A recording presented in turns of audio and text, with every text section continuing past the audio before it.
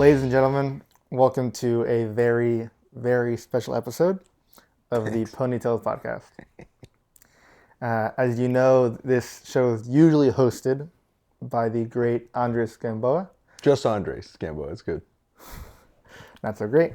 But today, It's a lot of pressure. I have the honor of being your host, Jacob Levine, interviewing the host, Andres Gamboa. The honor is all mine, dude. Thanks for being a fan. Thanks Andres, for supporting. welcome to the show. It's great to be here. I've always wanted to be on the show. I was wondering when you were going to call me to tell my story. I just felt like it was time. And it is a good time for our 250th episode. That's right. Can you believe that? I can't believe I forgot most of you. Quarter of 1,000. That's not a great week in the summer, but a solid number of episodes. For a first year, that's a good week. For a first year. Yeah. Like For an okay first year. Yeah, in the first few weeks. Yeah. I was hitting PC first year, so... Your first week was like 270 or something. Something like that. Yeah. So, I guess that was at the time considered pretty solid. Yeah, at the time, yeah. Yeah, just do it 3 more times, you'll hit 1,000. Yeah, dude. Actually, it is weird to think about it because it feels like it feels like we're still just getting started. Yeah. In a lot of ways. Yeah. Like I didn't realize how much I knew about podcasting until we started working on Dustin Hillis' podcast, and then as people started giving us feedback, the feedback changed from more critical to more instructive and supportive. It's a weird feeling, right? Yeah. I've felt that for video at times where it's like I feel like I don't know anything to like just kind of tell myself everything, and then I get other people's like to see it, and they think it's like crazy, and I'm like I just did normal stuff. It feels like, and we still see the errors. Yeah. Like we still do episodes, and we have had episodes that are more not from a content standpoint, because I think a lot of them are pretty good, if not all of them are really, really good. But that's because I'm biased, right? Mm-hmm. But I went from like a production quality standpoint. Yeah. I see the holes. Yeah. Like when the guest doesn't have a mic on, or they do, but it's not tuned right, or like adjusted right for sound, or the camera angle's wrong, or like what you missed. And like sometimes I'll go back and listen to just for myself, like watching tape for like improving, and like I'll still be like, oh man, we were supposed to go down this entire topic and we just dismissed it because we went on a tangent, which I guess is part of the fun of the show, but I see the mistakes and I'm like, dang it. Yeah. Come on. And even if you know that no one's going to notice, it doesn't matter because you notice. That's right. Yeah, totally. That's right. Or like when you worked really hard to make it a certain level, or you tried really hard, or you tried something new, whether you got a new mic or new camera or something, or new lights, and then it's not still quite what you like. You're like, this is going to be the solution. Yeah. And then it's never not. is. But people are like, wow, that looks much better. And I'm like, yeah, it does, but that was not what I was going for. Yeah. It's like you're chasing a cheetah that you never catch.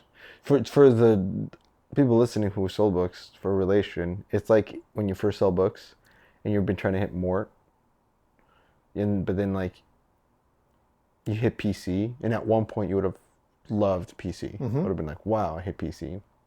So your expectations changed, but like then all of a sudden you're hitting like chairmans, but you're still trying to get more. Yeah. But you're hitting chairmans, but it feels like you suck. And then you hit more, and then it's still not enough, and you want to hit the next thing. Because then other people are hitting 2,000 units. Yeah. And the difference between Southwestern and like running your business, especially one that's about production or content creation, is that there's always going to be a better person doing it. Whereas with books, it's like, the record is 3,000 units in the week, but like that's still like the best. So even if you're hitting 2,000, you're still like maybe still missing your goals, but you still can get it, and then you're the top dog. It's not that like I'll see other podcasts and I'm like, dang man, I might have hit my mort or whatever that was, but now it's more like the mort all of a sudden becomes PC again, and you're like, shit. Yeah. And there's never really a mort. Yeah. So then you just die. Yeah. Yeah, this is a much bigger conversation than we should have in the first 10 seconds of the episode. But yeah, welcome everybody. But no, I've definitely noticed that. It's like, I feel like I finally started to figure that out. Like my last summer, just like realizing the units are never going to be enough. So to not try to have them be enough. And then like now it took me a few years now out of the business to like realize I need to apply that to life, where it's like, whether it's in my business or whatever, I can't try to have a goal be enough, because the goal's never going to be enough. It's Right. always going to be like your activity towards the goal. If Yeah. that's like that has to be your enough. Yeah, and I feel, yeah, it's also crazy because there's such a that cliche. I hate cliches generally speaking, But they're but right so but they're often. yeah, like that. It's not about the destination; it's about the journey. That's really what this life is about. This like it's unlike sales, because sales you have quotas or you have like goals and you can either hit them or not, and they're realistic. But there's no goal that you can set that's realistic, even if you are the best at what you do. Like the best podcaster out there, whatever that even means, regardless of the criteria, somebody's probably the best, right? Mm-hmm. And so even if you're that person, you still Want more. need more, like because it's always changing and it's always growing, and that's different than sales because you could still like Peter has a record, and yeah, maybe he wants more, but like at some point it's like that is the record. Yeah. That's as best as you can get. Yeah. Like if you run the mile, right? At some point, it's like you can't run the mile in 10 seconds. That's physically, nobody's ever going to do that. People are like, oh, no, you could still break records. No, there's going to be a point where it used to be the 4 minute mile, right? But there Yeah. is an actual limit to your quality of run. Nobody runs unless you're the Flash. That would be supernatural. Do you see what I'm saying? So Yeah. you Yeah. can't run a mile in 10 seconds. Maybe Yeah. the record's like, instead of 3 minutes and 43 seconds, maybe it's 3:30, but it's definitely not 1 minute. Yeah. Nobody's going to run 4 laps in a minute. That would be like a Superman Absurd. Yeah. fantasy thing. Yeah.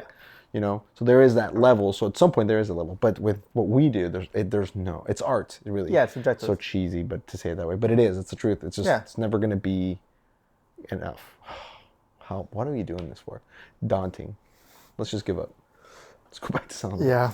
That's why I like skiing, or just have fun, and then it doesn't matter. Yeah, but it is like it is. That's what I have to tell myself because I go insane. Is like it's not about how good it is. It's just about enjoying the growth. Because that's the good thing of it too. On the same side is there's always growth. So I've always been good at talking to people. Mm-hmm. Like that's just been part of. That was one thing about selling books that I was not nervous about. It wasn't that. It was actually being away from home. Was out of the 3 fears that they give you, mine was like I don't want to be away from home.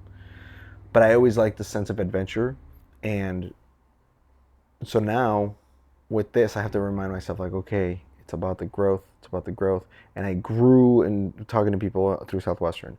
But this experience of hosting a show and then trying to interview people that you've never met, it taught me a ton. Need to pause? No. All right. Oh, it just keep talking. it just taught me a ton about like people and connecting with people. So now, like when we were in Europe, you saw my developed skills from even books to connect with people and just like asking questions and making them feel heard. But that's something I really appreciated about that. So that's what I focus on. Is like, how have I improved and become a better listener because of it? Even though I'm talking most of this, but I guess that's why we're doing this is because I normally don't get to talk. This is the time you get to talk. And so now it's like, okay, I get to talk. But that's what's been interesting about this whole adventure has just been how much better I could get at something I thought I was really good at. And Yeah. it's like, okay, cool. At some point, maybe I'll be the best. Yeah. Whatever that means. I just finished this book about the science of happiness. A very good book written by a Harvard professor and Oprah. And not to like go about the whole book, but one of the big things I took away is they talk about the 3 ways that people get happiness, and not things to get unhappy, like less unhappy, like a difference, but happiness comes from purpose, enjoyment, and satisfaction. Yeah. And I think after reading that, it's kind of like cleared a lot of things up about like what is important to like strive towards, because like sometimes your job is your purpose, which is, I think, like people that have that, Surgeons. surgeons, like people that have that, I think are very blessed. I think we're very blessed that our jobs are our passions and also our purpose. But sometimes a job is just a job, and you make money to do things that bring you enjoyment, or you do things to Yeah. get you the others. And sometimes the job is just to make money to feed those three things to get happiness from. And I think like figuring out what areas in your life bring you like actual happiness and not like empty happiness is like something that has been yeah taking a long time to try to figure out. Yeah, and it's weird because I don't know that I would say that this podcast brings me happiness, brings me stress, but it brings me satisfaction Yeah. from the standpoint of when we have. I mean, again, I like all the conversations that I've had. So everybody has said something that I was like, huh, I just learned that. And so it's more the way it feels more for me. It doesn't feel like work. It feels, but it doesn't feel like stand up. I feel a lot more pleasure, a Yes. lot more like It's more enjoyment. enjoyment, But this doesn't. This is more like more more satisfaction. like the gym. Yeah, exactly. So like when you like Yeah. it, the way they explained it is the harder the struggle leading into the satisfaction, the more Yeah. happiness you get out of it. Yeah. It's like So funny that works. when I go rock climbing, like the harder of a problem I'm working on, the moment I get it is just like even that more euphoric. Yeah. Yeah. Yeah. It's very And that interesting. has made a lot of sense. Like, oh, that was put into words for me. It's just like a lot of things in my life just kind of made sense of why like they work the way they do, like rock climbing and like things like that. Yeah. Learning to understand it. You know, it's funny because it's I it's weird because I don't have a coach in this, and oh man, that's like, but it's kind of hard to find a coach for podcasting Mm-hmm. because it's still so new, right? And you know the idea of finding a coach is like you find someone who's doing it like you want to do it, and you ask them to be your coach, you know, and then you pay them whatever. But there's not even anybody doing it like that. And I've never like, I mean, you get your big ones, your Joe Rogan stuff. So all I'm trying to say is it's weird because I'm kind of alone, Mm-hmm. and it feels that way a lot of the time. And so it's just one of those things where it's like do another rep, do another rep, do another rep, just keep going. And the only sense of feedback I get, because normally you get feedback from your coach, hey, you did this great, but you got to tweak this, right? You're selling books, that was normal. Yeah. So the only sense of feedback I get is when people leave us a review, or like it's like more indirect. Like someone says, oh yeah, I'll call someone to be on the show who like we got recommended, and I'll call them like, hey, this is Andres, how's it going, Tom? And they're like, oh yeah, I've heard of you. Like that little thing like that, that's cool. Yeah. The other day, Yvette texted me that Emmy Brown was on stage for the Southwestern Consulting's GRS, and she was like, oh yeah, she brought me up, and I guess my ability to ask questions and like how she was impressed by that. Wow. So you hear things like that, and you're That's like, praise, dude. that's cool. That's Yeah. really cool because I never would have thought that that's what I would be good at. You know what I'm saying? I've never would have thought that that's the thing that people would say about me that was a good thing. I thought it might have been something where like, oh, he's really good at sales because he sold with this company, or he's really good at, you know, money because he went to school for economics. So like the things that I got a title and quote unquote or like a certification in Yeah. Yeah. that I can prove, hey, look, this is Societal approval. proof that I can do this relatively well compared Yeah. to someone who doesn't know anything about it. Um, Whereas this is like, oh, at first I went from who are you, and nobody cared, nobody knew what we were doing, and then it was people who started reaching out to us that we like Pat, for example, reached out to us like, hey, I want to be on your show. Like that was cool. That was like a big boost of confidence that I didn't take. Like it wasn't because of me. It just meant we were doing something good. Um, Yeah. so those are the only feedback things you get. Yeah. Like who's coaching you for camera stuff? Or who? No, it's just a YouTube video that you learned about how to do this. You tweaked until you got it right, and you're still working on getting it better. But it's hard when people, unless people tell you like with physical words or with their actions, I guess, by being able to say, "Hey, we want you specifically to shoot our video for this thing." Like those are the only real keys or hints or clues that you're doing a good job. Yeah. Yeah. And it's That. hard to find those. Yeah. It's kind of like, I mean, it's different for you because you're, much more, you've been out of Southwestern for a much longer time. But the way I always described it to myself and to others, like when you leave Southwestern, it's almost like you go from being in like a river where there's like banks and turns that like are preset to like just floating into an ocean where you can swim in any direction as far as you want with no direction, no guidance, nothing. And even if you have a coach, it's It's still still crazy. and Yeah. so you have to kind of you kind of have to like build your own imaginary river in an ocean, and Yeah. decide which direction am I going to go.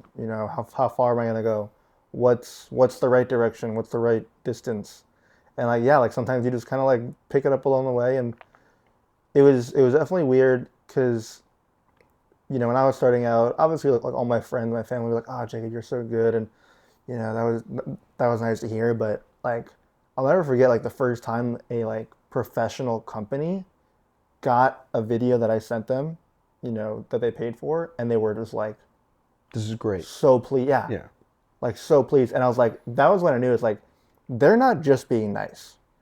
Like if they didn't like it, they would absolutely tell me and probably be pretty upset. Because they paid for it. They paid for it, Yeah. and they're a legit fucking company. So like that Yeah. was like I was like, okay, I got to be onto something here. If a legit company without any revisions is just like this is fantastic. Yeah.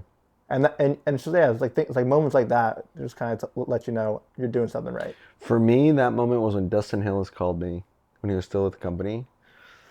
And I don't even know if Dustin remembers doing this, but um, he called me and he wanted, in long story short, he asked me to move to Nashville to do the podcast, Be bought by but with Southwestern, yeah and like do interview alumni yeah and right. And then there was like this whole like they were gonna publish my book and sell it and all this stuff, and I said that's why I said no, because I mean it was a compliment in a lot of ways, because I'm like, okay, they don't do that unless they see money or they see, and I'm not talking about Dustin, I'm talking about the Southwestern. conglomerate of Southwestern. Yeah, They don't approach you with something like they're this. not in the business of losing money. Yeah, unless they think that there's money to be made there. Yeah, Or in this specific particular case, is because they felt.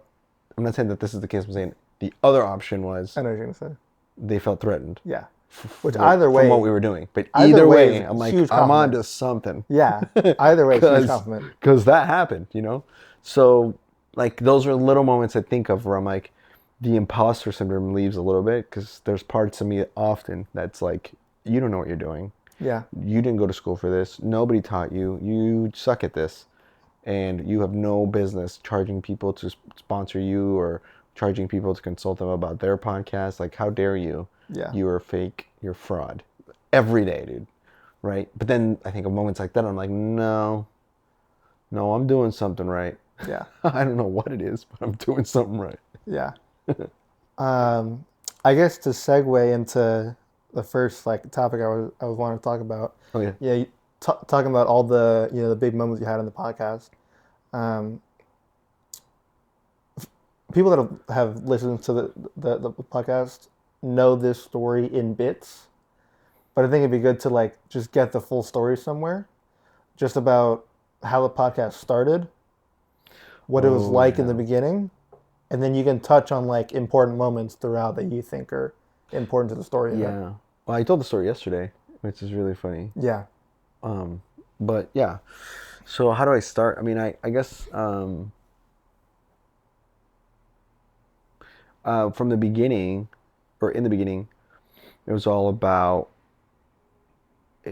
At the time, it was about me, and later on, I found out that I really didn't want the podcast to be about me. But that was a whole different. We'll get to that. But at the beginning, it was because I was lonely, and it was the middle of the pandemic. So I am a pretty extroverted person, to say the least, and put it mildly. But when a pandemic hits and you're shut down and there's really nobody around, I was sitting at home by myself, like, for weeks, and that's a tough place for an extroverted person mentally to be.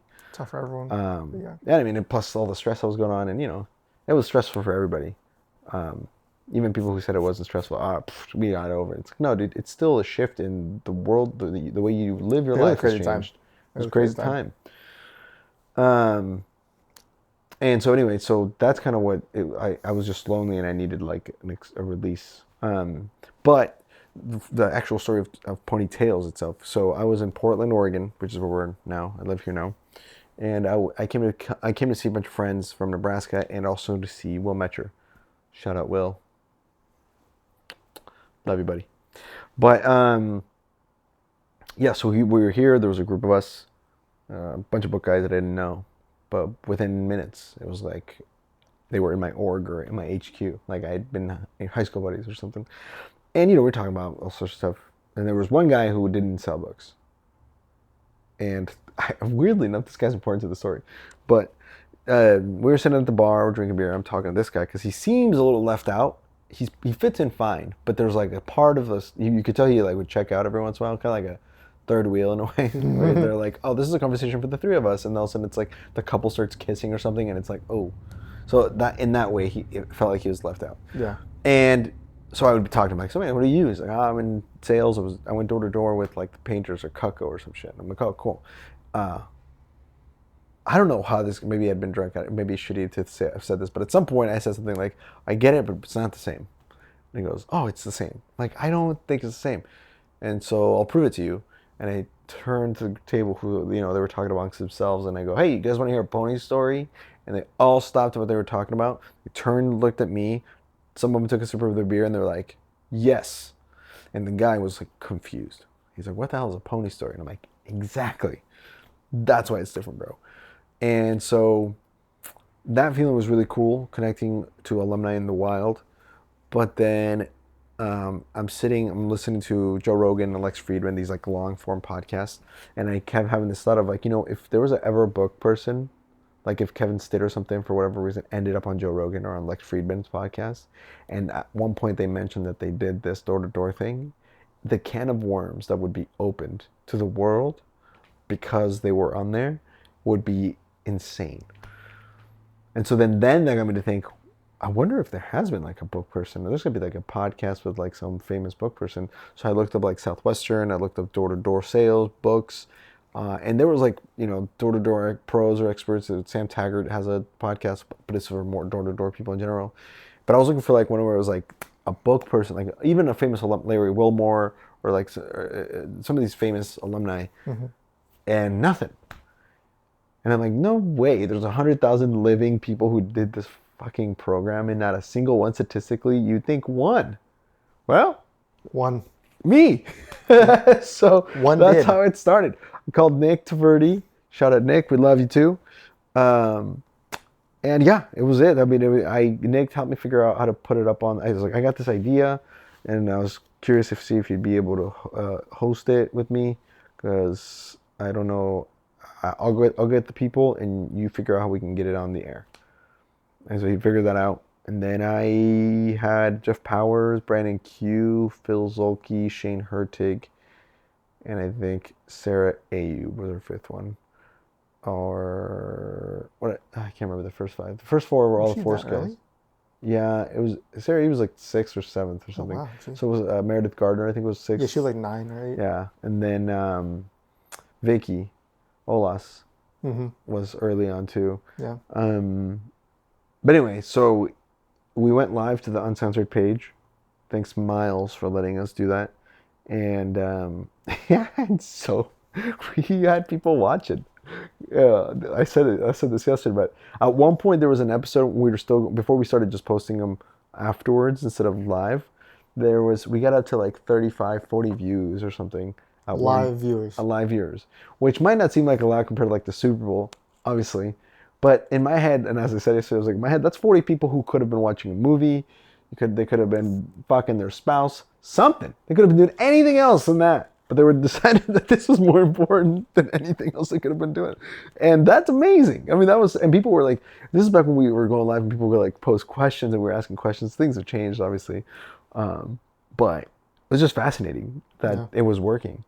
And then, okay, so major milestones, Matt Atchinson's episode. Well, I mean, shit. If we're going to really give it the real full story, since it's like, we might not tell this part again. Like, honestly, every episode it felt like a milestone, because it was like, dude, we're doing it again. When we got to 10, we were like, holy shit, we found 10 people 10 was that huge. Like gave us, like 10 was amazing, But there was definitely moments that were like bigger highlights, not because the people were more famous, sometimes because of that, or in some part that way, but it was because like, the kind of stories that they told. Omar Iriba's episode, I think it was like 10th or 11th episode. Bro, like immediately I was like, this is what we're doing. This is what we wanted to do. The car going off the road. Yeah, I mean, everything about what he was doing before Southwestern. Yeah, we gotta get him back on again. Dude, that was such... Yeah. That's still one of my favorites. Yeah. It's just such a good, like, but that's what I mean. Like, Omar might not be as famous as like Matt Atchison or Grant Greeter because of the longevity that they were in the business versus But like, he's still but he's still a legend. But it wasn't even about the fact that he sold a lot of books. It was just the way that he told the stories, he's a which great was different storyteller. than anything else that we'd seen on an advanced sales tape or a Southwestern interview or even a Yeah, GRS address. Like nobody had really told these just stories raw. just flat out, you know. So yeah, I mean that the cool thing, you know. Atchison was another big one, and that one was big again, not because he's Matt Atchison, but it does have something to do with it. But it was because it was Matt Atchison saying things like, I would "I hated selling the bookstore," or I'd hit Mort on a Saturday and go get a beer. "Yeah, I only got a beer." And you're like, dude, his advanced sales tapes were amazing, but you're never gonna find him talking like this about the Dude, bookfield. It was such a different way that of approaching it. blew Yeah, my mind open. it was crazy. Yeah. Then Yvette was another big one. Yvette was, you know, a legend in the book field. She like accomplished pretty much. She rung all the bells except the record-breaking summer. But I mean, she hit everything. She was like a legend and one of the most impressive people I've ever met. Just badass woman. And then she's on our show, telling just some funny stories and doing it her way, and that was cool. Um, Other moments that were big was, you know, Kate Wright, obviously big episode with her ability to just, it was like this, she's like, I've only told this story another time.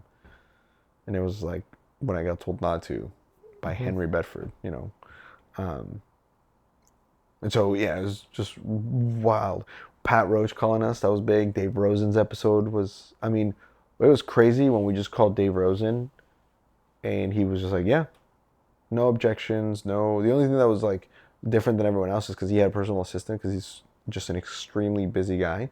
So that was the first time I had to like deal with like scheduling with like their assistant. But other than that, it was like he showed up on time. He showed up prepared. He came to play ball, and he fucking let it rip. He was ideal because he was like the first big major controversial person, quote unquote, that we had Mm. because he was like, you know, arrested in the Clintons, and so he was like, ask me. And we were like, dang, dude, this is the first time anybody's asked him about this. Probably ever. Definitely on a Like public forum. publicly. Yeah, Yeah, for like sure. and he gets to talk about it. And it's been years since that happened, you know, 20 years now. But and he was, you know, obviously proven innocent. He was acquitted with all charges and stuff. But like just that story alone, to have been able to have that, that's in our, we own that content. That's crazy. So I think that was another major milestone. Other major moments that I'm like, wow, this was wild. Talk about what it felt the first time you got sponsors. Oh, okay. Oh yeah, yeah. First sponsor was Julio Hernandez. Still is a sponsor. Shout out to Enlight. You guys are looking for a place to work. Um, yeah, great company. He just wanted to support what we were doing. He's like, I think that's cool what you're doing. That's rad. How do I help? And we're like, well, we could use help paying, keeping the lights on. So he like Ah, sent us money for that. lights. Ah. Um, How'd that feel? I know like the feeling I had my first paid job, like doing video. I don't know if you had a similar feeling. yeah. That one felt more. That wasn't as big of a feeling because it just felt like he was helping us out. Okay. Like he saw the value in it and he was getting something in But he return. was mostly But it was doing just help. like, hey, I like you guys. You know, here's some money. But when we actually tried to pitch it, and it was Pat Roach, Mm. and that one actually felt really weird. That I don't know. I didn't even know how it felt. Like I mean, I was super happy, and I was able to show why we have value, and he sees that still. You know, he still supports us. Um, but I think the better feeling wasn't the money. The better feeling was why he was paying. He was, you know, I get all the stats, and it's good that you guys are getting numbers, and you guys are growing, and whatever. Even if nothing comes off of this, I just believe in what you're doing, and the fact that like you're transparently telling these stories. Mm-hmm. And to hear that coming from someone who's the president of one of the sister companies was like, and again, another legendary person, right? He's keynote addresses every year almost now. And it's Yeah. like, that's a big deal. Like people know who this guy is, you know, at the time. Um, so I think it just felt like that was another one of those moments where it's like, oh, we are onto something. Like people see value. Now, am I undervaluing it? Maybe. Am I overvaluing it? Maybe. I don't know. Because again, I'm new at this, but I was able to express, hey, this is important. And they said, yes, it was. And they didn't just tell me, they put their money where their mouth was. Mm-hmm. And that was important. So I don't know. It felt honoring. I felt like we were being honored Yeah. as a group. Yeah. I mean, we've had people cry on the show. I think of stories that are impactful. Noelle's Borer story is always going to be a special one, because of how she told it, because of the moment. It was right around the time of Roe v. Wade. It was like that's when it was like really Yeah. heating up, and it, yeah, it was just when we don't do pre-approach, so it was like I had no idea that that was what was coming. Yeah. That was the only time besides Kate Wright where I genuinely remember thinking like, this is, oh no, and then there was Robin Mukherjee as well. But those are like two or Oh three. shit. Yeah, those are like oh shit This is moments crazy. where I was like, oh, this is gonna be crazy. Yeah. And it feels honoring when people share those stories with you. Yeah, they feel comfortable to Yeah, tell you deep stuff like that, especially on a public place. yeah, yeah. I think that's the most rewarding part of it. Is you're like, man, I feel like, and we might not keep in touch, or I mean, we do it, we try to, but it's not like I'm texting all our guests All every day. 250 of them. 249 other people plus, because there's some that had two per episode, but like it. And I might not remember all the details of all their things. I'm not Dan Moore that way, where he's like, oh yeah, episode 162, we recorded with this person, and it was an hour and 30 minutes in. They sold this month their first summer, and Yeah, this was and you're their like, second summer. geez, I don't remember this. But even though I don't remember all the details and stuff, I do remember recording each of the episodes. I remember exactly where I was sitting, what I was like, where I was standing. I even remember like where my desk was, because my desk has moved a ton, as we've grown. But like, I remember where I was sitting, when those stories were told to me. Yeah, it's weird how our brains work. I'm the same way with pictures I've taken. Like sometimes I'll work an event where there's multiple photographers, so there's like very very similar pictures of the same thing by a different photographer, and then I'll just like see someone post a picture from that event, and I immediately know I was I there. took it. Yeah. Well, no, I Oh, took that you photo. took that photo Like from where you were standing. I can recognize which photos are the ones I took because I took it, I edited it, and it's just like Yeah. I don't know. It's like seeing an old friend. It's just like something clicks. Where it's like that's familiar, you know? Yeah. And two with that is like, in the same way with podcasting, or like with a podcast, I just remember, it's again a cliche. People don't remember what you say; they remember how you made them feel. And I remember how all those people made me feel. Yeah, 100%. Yeah. Then we've had some funny moments, dude. Lee McCroskey story, A lot of funny bro. moments. Oh my god, A lot of poop dude. stories. Oh my god, dude. Some goats. Naomi James, I was an ab workout for 2 hours. Yeah, some goats biting butts. Whole lot. So many funny times. So many, and then they bots. And then they bought, dude, it's just hilarious. Poachers, or not poachers, patter stories. You've had patter stories. so good, dude. Me and Alex were just talking about Patters, how crazy that is, and then yeah, Patters. We get them all, and Amish. How I Met My Wife. How Met How I Your Met My Wives. Husband. Yeah. Also, we're doing this like couples that didn't sell episode, and it was a lot harder to find alumni with spouses that didn't sell. They're a rare breed. We'll just say that. It's weird. They're a rare breed. I just couldn't. I'm like, why is it so hard to figure out? Because everyone just marries people in Southwestern. Yeah, it's weird. It's almost like it's a cult. That's why we're a cult. Yeah. But we don't drink literal Kool-Aid. No, we drink positivity Kool-Aid, but sometimes it's too sweet. So I guess, fast forward, we get through all those moments, mile markers. How does it feel both to be where we are now with the podcast and, like, where do you want to take it? Do you have? Oh man, I don't know. See, this is another thing with that's like people who are in Southwestern are super goal oriented to be like, oh, like I don't have a goal with this. I think the only concrete goal that I have is if we get to 1,000 episodes, and then maybe we'll call it a day. Like, you know what? That was good. We found 1% of all y'all, and we got most of the major stories that or different kinds of situations. I'm sure there's situations that we still haven't even unpacked of things that have happened. But like, I mean, are there things? Not even like like concrete goals, but like, are there things you want out of it before you get to a Yeah, I thousand? mean I think that's the biggest thing that's changed, or the things that have been that lately the big shift in mentality of what we do has changed. Where now, what I would like to do eventually, even if the podcast ends, what I would like to continue or for the legacy of it to be is about who or what we did for the alumni community. So, and you know, a big shout out to Lucy, who's managing Southwestern alumni for Southwestern. That's something that I feel like is a not a new role, but relatively newer, higher efforts for it. Yeah, Where they're it's being more prioritized yeah, these days. like for all of a sudden, my neighbor just drove up. All of a sudden, you have a Southwestern alumni Instagram page where it's like, but Instagram's been around for 10 years, 12, 14 years. You just now this year got one. Yeah. And I don't even know how much influence that the podcast has made for Southwestern. Kind of get a little bit more, try to get more involved or more intentional about being involved. But all that to say, good for them, and that's good. I think that's a happy thing for the company. Yeah. Congratulations. Overall win.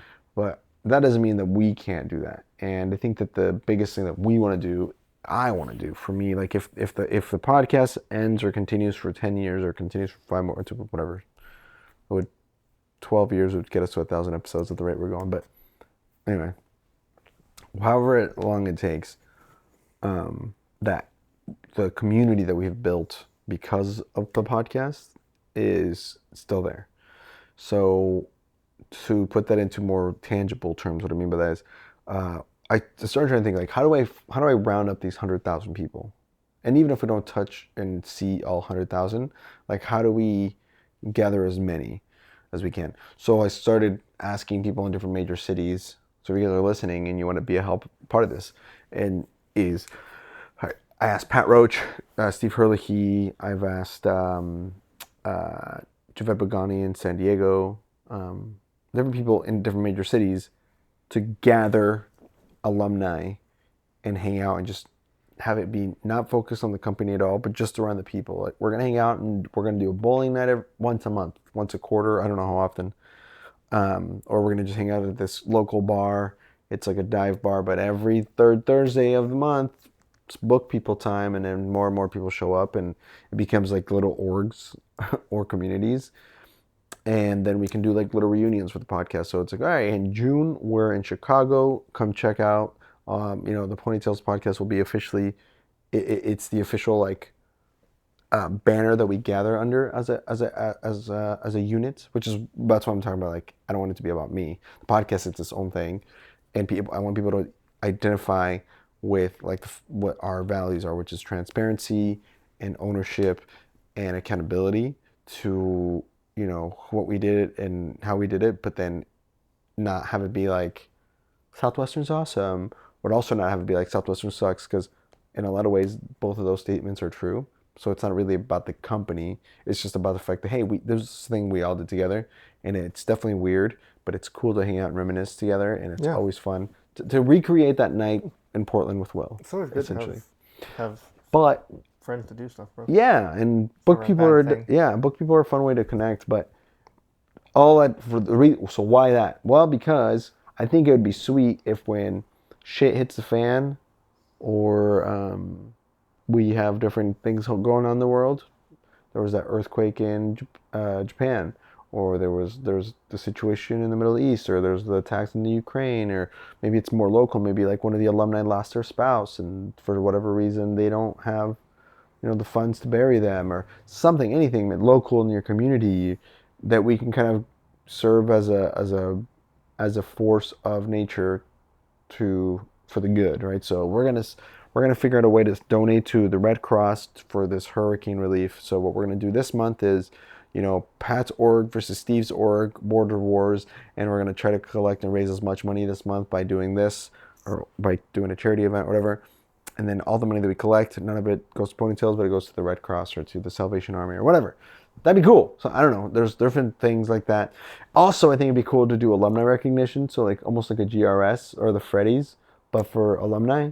So every year we vote, like somebody gets nominated or somebody nominates you, or you nominate yourself for like, hey, I want to submit for like Alumni of the Year award and Rookie Alumni of the Year awards. Like I just got done selling books, and this is the first thing I did, and here's why. Philanthropist of the Year award, biggest growth of the year award, anything like that, and have like accolades. Whether it's just a virtual award that we give out, and it's all like everybody tunes into like a live broadcast, and we give it out, or we actually like try to get like we do it like a Bizzler, for example, and that's how people gather.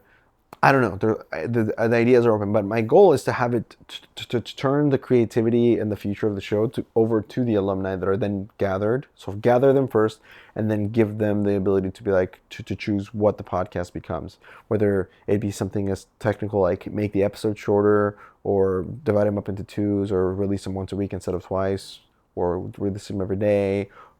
Podcasting stuff. This is the T-shirt, whatever that we should have. To more like outwardly things, like actually have like a chair of the Alumni Association, and have like it be an independent association of alumni that actually is doing things and providing opportunities, career opportunities, providing couches to sleep on, just have it be a thing where it's like this is an organization and it's legitimate and it's recognized among most alumni that sold books, whether they loved or hated Southwestern. It's not important. This is a place so that people like Grace Westfall don't have the situation that they had. You know what I mean? And that's not a dig at Shane, but that's just more like the product of the system that exists right now for alumni through Southwestern. Yeah. And is that critical of Southwestern? Thereof. Yeah, it is. But that's okay because no company's perfect. Yeah. Yeah. We're working on it. Yeah. And again, everyone is. Back to what I said at the beginning. Glad they're working on it. Glad it's improving. Well, I mean, like every company is working on. Yeah. I mean, hopefully they are. Yeah, hopefully they are. Being better. But I think they have bigger fish to fry than worry about the alumni, so I also understand. Yeah. Like keeping college kids motivated to sell books. Some books. Because that's where the revenue comes from. And so, a lot of them. Which, by the way, I understand because I was in it at a point, so I get what the mentality is. It's just that you don't really understand until after you leave, and you're like, oh, this is what it's like to be an alumni. It's not necessarily a bad thing, but it's like not the rosy colored picture camera that we got when we were at the info. Yeah, and I mean, to play devil's advocate, I mean, although this job is very different than like most jobs, and they definitely do like play up the benefits of being an alumni more than probably most jobs. Yeah. Most jobs, when you leave, you don't get anything. Oh yeah, absolutely. So it's like, I mean, should they do more? Yes. But the fact that they do anything is honestly nice. Yeah, but like... But you're right. Overall, I agree with you. Yeah. Most internships... But you raise a good point, and that's a good objection. But most internships that you go into won't have that. You don't go to an internship at Google, and then the alumni of the internship at Google have a really cool... That's how... So you're right. Yeah. But at the same time, what they're aiming to be like is like a fraternity. Yeah. And the way that fraternity organizations actually network and do that for their members, which I was never in the Greek life, but I know for a fact there's a lot of friends that I had who because they were a Sigma Chi or whatever, alumni are huge. Definitely got a huge, or like, shit, bro, I have a Harvard hoodie that I got when I was selling in that area, and I was standing waiting for tacos at a street tuck in Portland. And this guy pulls over, stops, gets out of his car, works at a law office. He looks at me and goes, "Did you go to Harvard?" I go, "No." He goes, "Where'd you get that hoodie?" I was like, "When I was at Harvard." He goes, "Okay." And he just talked to me. "Tell me about yourself." I'm like, "Okay." So I was like, it was weird. But I told him I sold books. And he goes, "Here's my card. I work at a law office. I'm sure we can find a job for you if you ever need a job." I'm like, "I didn't go to law school." He goes, "No matter. Just because I wore a Harvard hoodie, dude, that's a healthy alumni association See what I'm saying? And so, like, the minute that the uncensored page isn't needed on Facebook, That'd be a big day. that's when you have a good, healthy alumni community and a good relationship to your alumni community. So Lucy has a big mountain to climb, Yeah. and more power to her. Love Lucy. Go for it. You got to go. Plus, if anybody's going to do it, she's a badass. She can. But that said, it doesn't make it any less Everesty of the hill that she's got to climb. That we, to us, is still a challenging thing, but it's more like a, you know, steep hiking trail. It's more of a Machu Picchu climb where there's stairs. You just got to climb it Yeah. Rather than a. because we don't come at it from we're with the company. So that Yeah. helps that steepness of our challenge lower. It's still challenging, but not. Anyway, that all that to say, that's the That's the goal. goal. Yeah, That's a good goal. yeah. Whether we're still doing episodes or not, no. But if that community exists, I don't know that we need to continue doing episodes. But Yeah, I mean, I think that's more important. And I mean, if there's 1,000 episodes, solid number.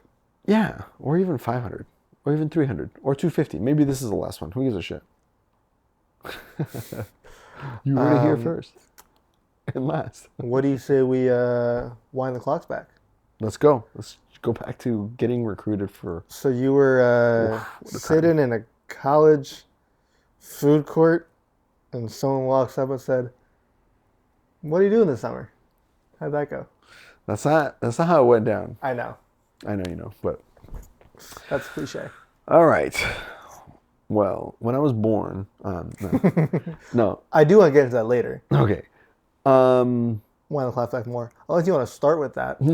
I don't care. You're the host. Well, I was thinking of the story how you got to the States. You want to do that first or books Yeah, first? I mean that story's out there, so I can go the short version of that story. And let's just keep it chronological while Chronological. we're at it. Sure. When I was 2, no, you were asking about when I moved to U.S. Yeah, that story in brief, That I one. guess. Okay, yeah. So Just so it's long it's on story here. short, my dad had a construction materials manufacturing company. So basically, it was a quarry, I think is what they're called.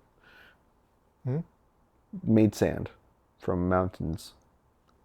There you go. Bad guys in Colombia hit the arguably good guys in Colombia by destroying an army base that was near my dad's business in the mountains. My dad helps out the government. Good guys. Everybody was corrupt, so it's questionable to call them good. The good guys. Different guys. Yeah. But not bad guys. Other bad guys. The less bad guys. And yeah, so we were going to get murdered. So we moved to Nebraska. First spot you go to. Just good old dart right in the middle. But yeah, we were poor, had no cultural awareness of American life, no family, no money, no idea what the hell we were doing. And you were 7? Yeah, I was 7. Well, yeah, I turned 8 that summer, or that September, and then started life in America. How much do you remember like how much of it you understood what was going on? Like was Yeah, I talk about this in my book actually, and thanks for reading it, dude. maybe I did, and that's why I asked the question. No. Whatever, no pre-approach. Yeah, we don't do pre-reg. That's right. Good, actually, good job. No, I do. I recall the whole idea of when I wrote the book, and the theme that I always followed is like,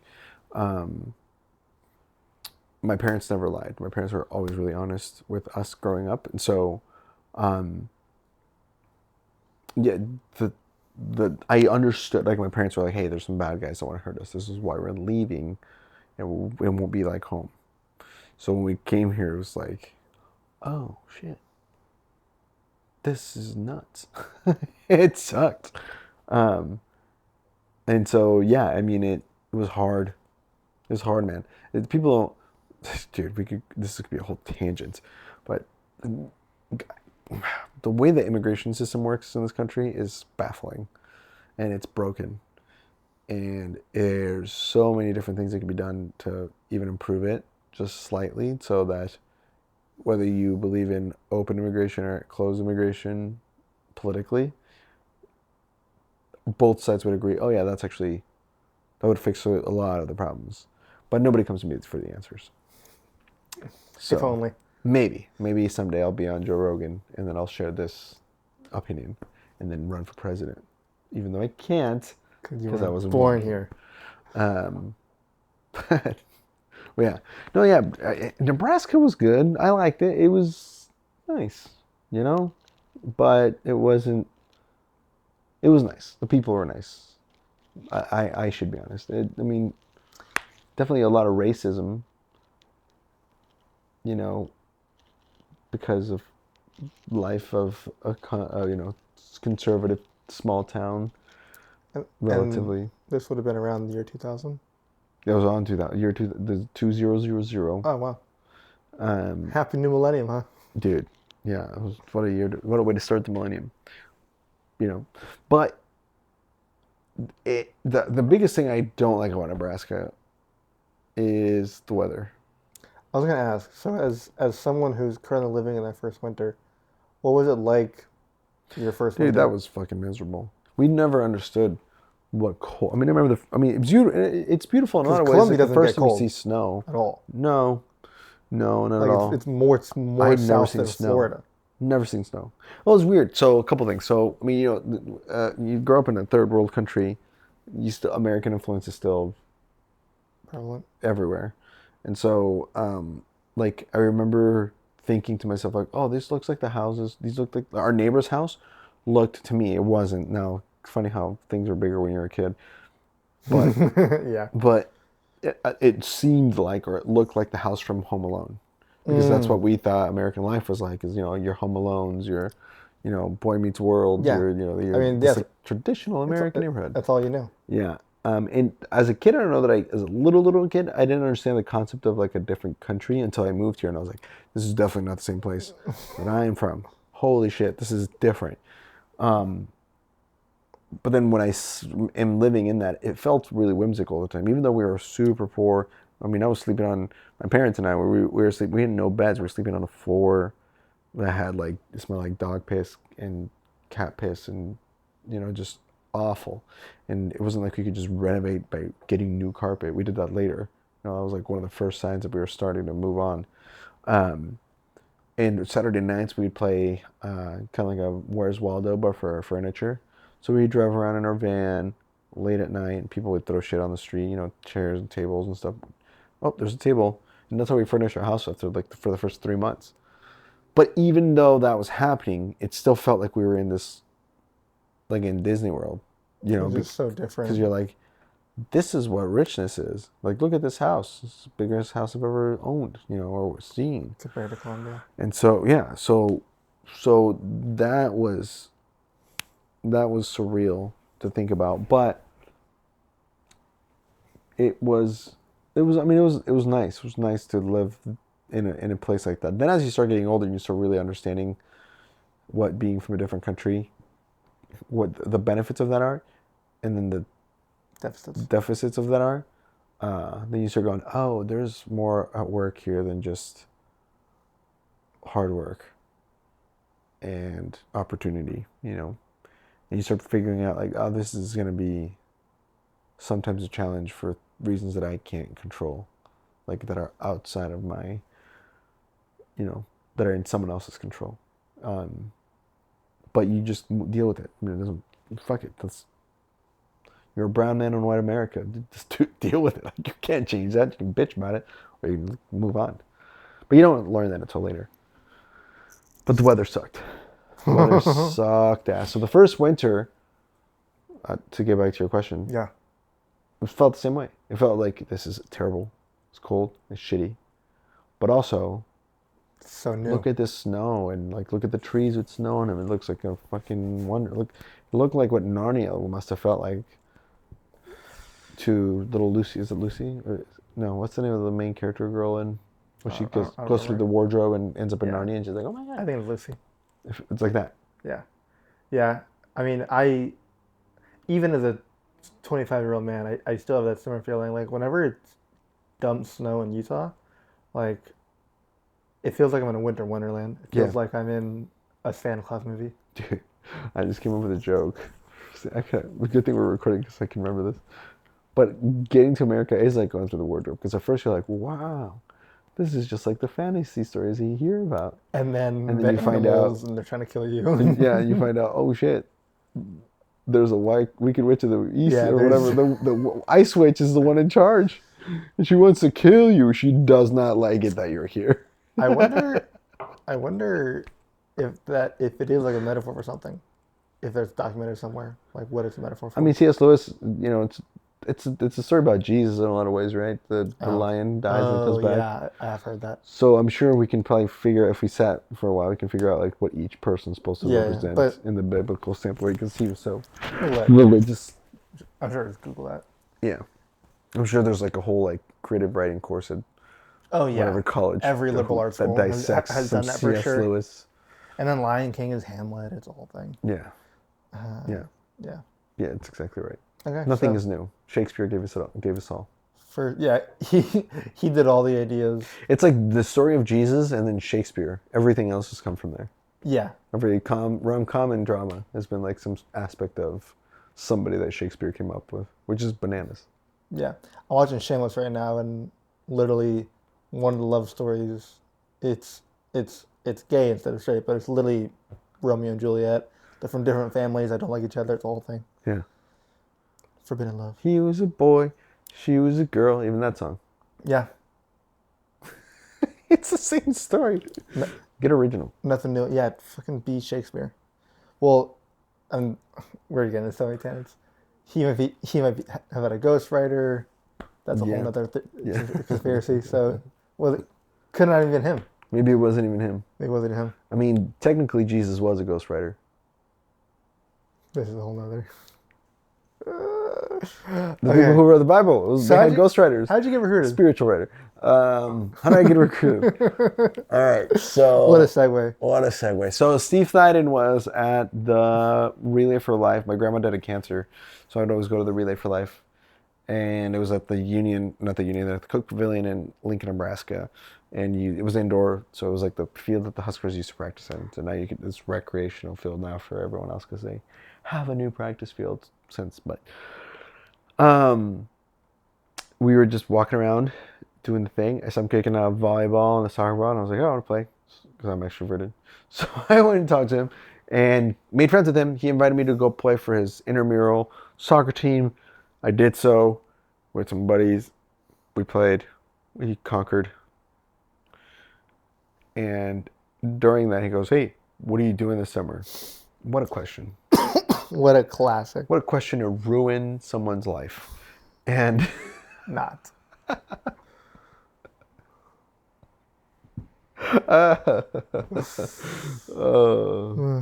How we to were in a cult. how to lose a guy in 10 days, right? That's right. We I said nothing that I can think of. He invites me to a thing.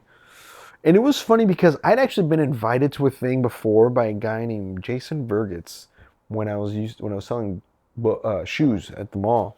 He thought I was pretty sharp, and he wanted me to recruit me to what I later found out was Amway. So I'd been to like meetings like this. That before. would have ruined your life. Whoa, yeah, that'll ruin your life. That'll ruin your life.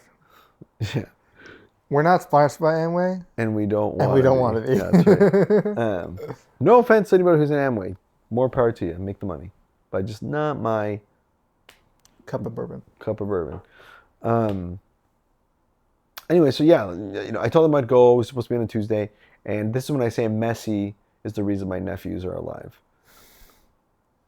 Because I was supposed to go, but here's the thing. I didn't.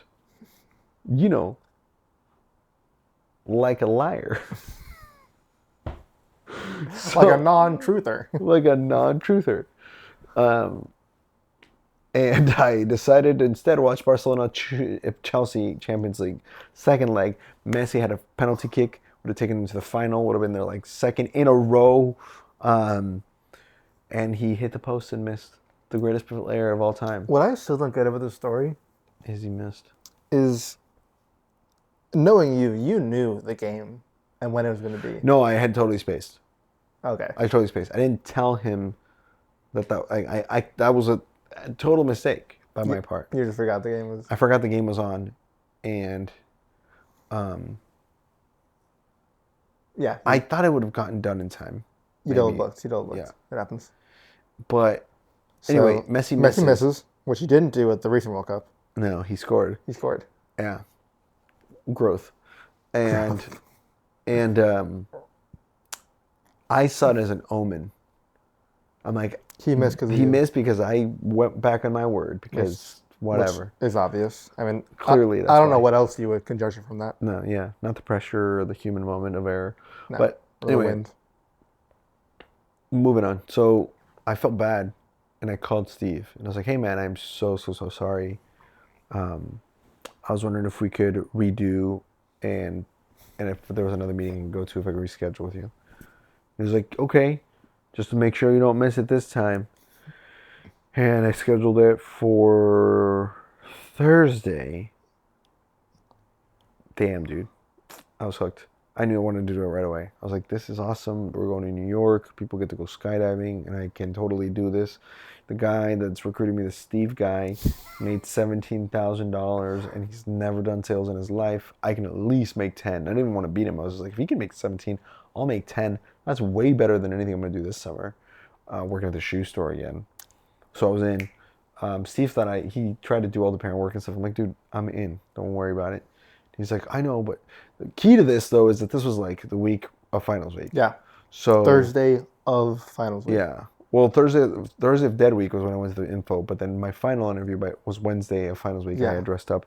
The only single time I saw or met Yvette, I just shook her hand. She was like doing other stuff. 3 days before you leave. It was 3 days before. I didn't even know when we were supposed to leave. And Steve messed up later on, as I would find out from a recruiter standpoint, and he was a B, so of course. Yeah. But he messed up in every possible way. As you do. And I was just Pony's still by. So doesn't matter. So yeah, I went to sales school, saw incredible speakers, and it was just wild to see. And it was the first time I felt like I was not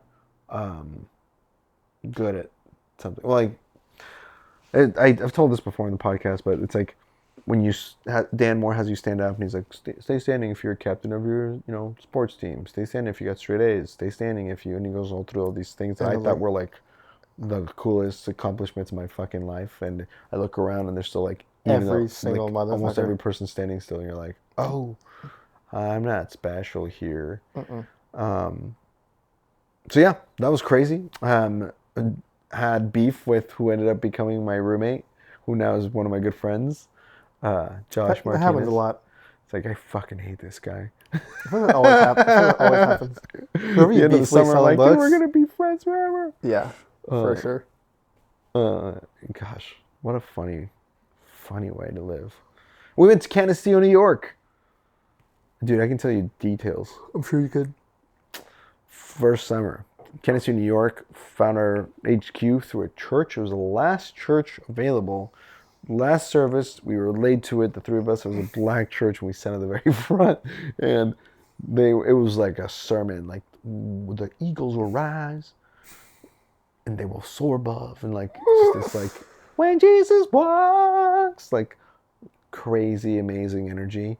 And this little old, like, 80-year-old lady who lived in 7 Russell Canisteo, New York. I have a place for you to stay. Boom, nailed that down. Didn't charge us at all. Perfect living situation. Rita! Beautiful. Hooked it up.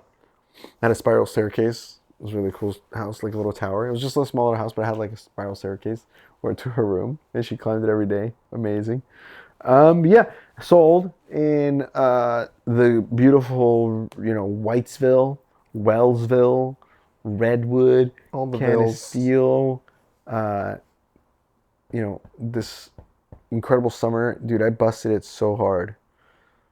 I don't know that I've ever worked that hard in my life since even. I mean, no, I have, but like from a physical exertion. I mean, I was sprinting to every house.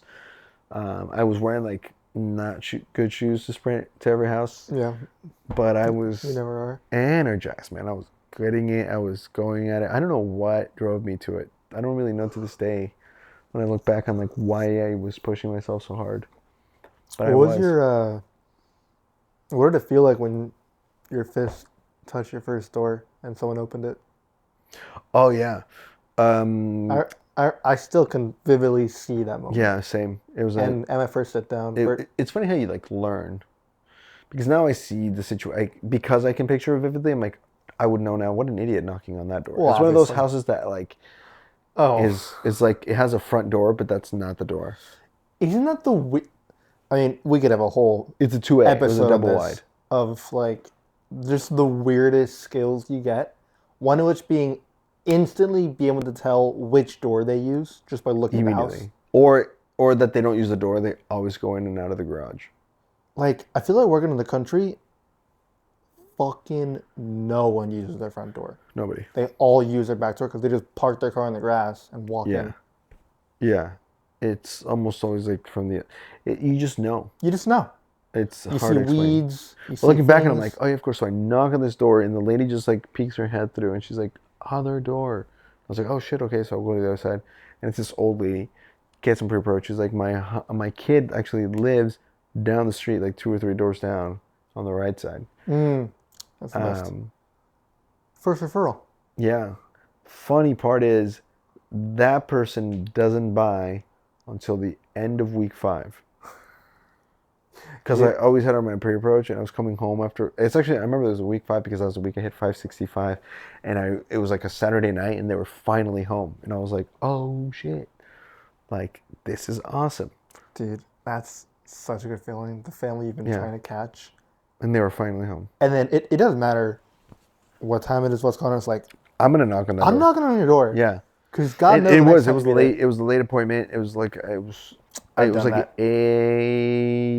8:55, Oh, I've done. and I was doing well. No, I was doing gravy in Yeah. that town because I was catching up. From Yeah, like, because exactly. you're kind of like, what happened is like, I burned through Trove too fast my first 3 weeks because I wasn't working it tight enough. Yeah. And so then the event was like, hey, I want you to, for like the next couple weeks, do gravy and just clean up the towns that you like missed. Because I started figuring it out. I think I hit like 400 something units the week before. And so I finally like bust loose. So it was like week 4 and I busted loose. And I started whatever, 270, 250, 250, and then boom, I jumped to 450 or something. And the event's like, oh, hey, now that you figured out how to work your territory tight, go back to the beginning before I give you a new town. And I was like, okay. And it was like, it wasn't the Saturday of week 5, but I was towards the end of week 5. And I remember going, oh my God, I remember this is the house that the lady told me to go to. My memory's like that. It's not like perfectly eidetic, but it's pretty good. And so Pretty wild. I remember thinking, oh, this is the referral that I got from the very first fucking house. And I knocked on this guy's door. I remember his name still. And he comes to the door. He goes, I go, are you the dad? He goes, yeah. I go, I got books for your kids. Your mom told me to come like weeks ago. Did she tell you he was going to come? He was like, dude, you're the guy. I was like, yeah, dude, I was here. I've been here for 5 weeks. You guys are never home. He's like, yeah. Comes in. They bought it 1 through 6. It was the quickest, like, I was just shooting my shots and they were, I honestly think I could have hit more that summer. I probably could have been number 1. And this is not an excuse, just you gotta marry your territory. My territory was so spread out. My entire first summer, not one day that I mean, maybe one day I got 30 demos, maybe. Dude, in the country, Because it's. you just couldn't, like, I mean, maybe that was how I didn't do well. Maybe that's what I could have improved. Maybe that's what I needed coaching on. That's what I'm saying. It's not an excuse. Maybe I wasn't good enough. It's But a. I can tell you this: I worked it harder, and I knew what I was doing because I was hitting big numbers. But in my head, I'm like, I couldn't. Well, I remember listening to stats at the end of the day or at the end of the week, and like Hannah and other people were getting like 190 demos a week, and I'm getting like 150, 120, 140, and I'm like, and I remember thinking, I'm like, how do you have the Nah, it's time? just. I don't even know if I've seen 30 people today. Period. Yeah, you don't. Because they're so spread out.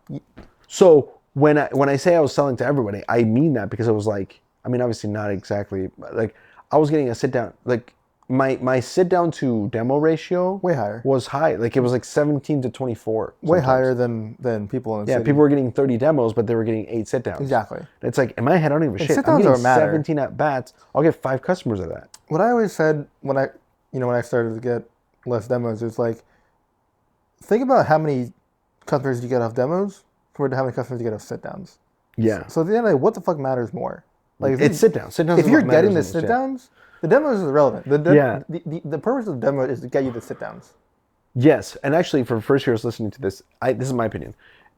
What matters most is sit downs. The problem is you can't really control sit downs because there's not direct. You can't control demos for the most part. I couldn't. Again, when they say it's a controllable, it's like not really because Unless you I force a literally book was in front of doing someone's everything face. I could, moving as fast as I can, and there was no. Some days I'm telling you, I counted. It's like I didn't see 30 human beings. Yeah, like 30 calls. Even grandparents. Like I'm talking like I did not even get 30 people who were human beings to come to the Open a door door. today. Yeah.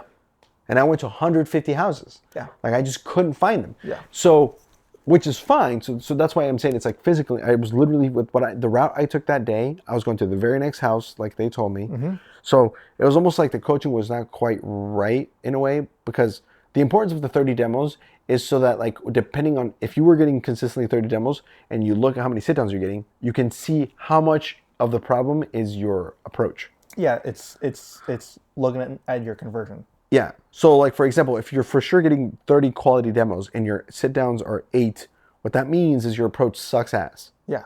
Versus if you're getting 30 demos, 22 sits, but one customer, your intro sucks or your closing sucks. But Yeah. it's somewhere else in like so the reason that those stats are important, Your which is closing why I'm saying first years still go get your 30 demos even though I didn't, is because it's a lot easier to manage you and coach you because you can as an experienced person you can tell, oh, okay, based on these stats that you're giving me, I know what we need to work on. Yeah. If you're getting 20 sit downs and you're getting, one sale, your intro or your close suck ass. Yeah. But I know it's not your approach because you're sitting down 20 times. So we don't even have to waste time on like, what are you saying at the door? That doesn't fucking matter. Keep doing that. Just what are you saying when you sit down? You know what I'm saying? That's why it's important to go get your 30 demos. So before I get. Yeah. Also, the first year is how I describe it because like the thing is, there are student leaders. There are plenty of high-producing student leaders that don't get their demos. That's just a thing. And it's tough because it's like you don't want to lie to first years, but you are not going to get their demos if that's how you sell. So the way I describe it of like how someone could be honest but just like still have it make sense. First years don't know how to sell shit. Yeah. They know nothing. Yep. They are purely just working the numbers. And so it's like your first time playing baseball. You want to swing that bat as many fucking times as you can because you're only going to hit a couple. Yeah. And that's what the demos are. It's just swinging your bat as many fucking times as you can. Because you're new. Because you are so bad, you're only going to hit it a few times. Yeah.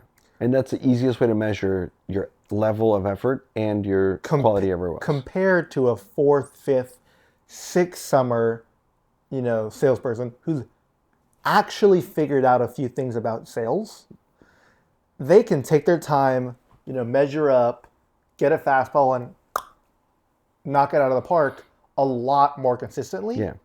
So they're going to take more time with each customer because they're going to sell bigger packages to a few less or to a few more less sit downs, whatever. Yeah. And they're going to sell more because of that.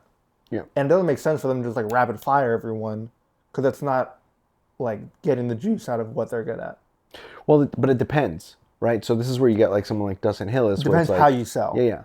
Like Dustin Hillis, for example, he was sending big packages, so it doesn't matter if he's spending an hour with the customer because if you're going to get 120 units out of each sit down, fucking go for it. Exactly. Whereas Dave Brown, it's like you sold 1,000 customers, different way to skin the cat, sold almost the exact same amount of units, but he sold 1,000 customers. That means he had to have that many more sit downs, right? Or at the very least, close that many more people per sit down. And so it's like, so in his case, it actually, because the numbers are the numbers, then you have to be like, dude, I got 10 minutes. Are you in or you're out? Cool. Yeah. You in or you're out? Good.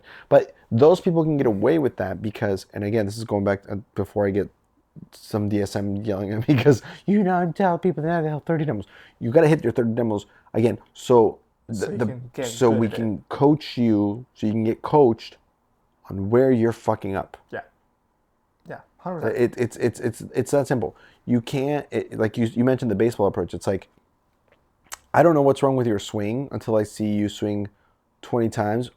And then if 1,000 times, 180 times a week, and then those 180 times you're hitting the ball 20 times a week, that means your eye is good. You're making good contact. Now we got to tweak your wrists. Yeah. Or your. Is it a home run or is it your going to first? Yeah. It's like, but you're hitting, so based on the number of hits you're getting, based on the number of contacts with the ball versus the number of swings, based on the number of hits to those contacts and then home runs to those contacts. Like now we start figuring out, oh, you need more power, but you don't know any of that unless you take those 1,000 swings. And then as a side benefit, those 1,000 swings, you're gonna get better faster than you swung 100 times.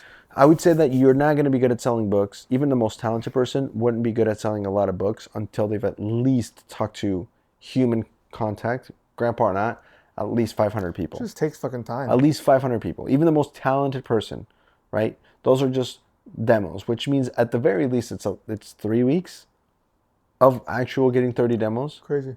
Weird.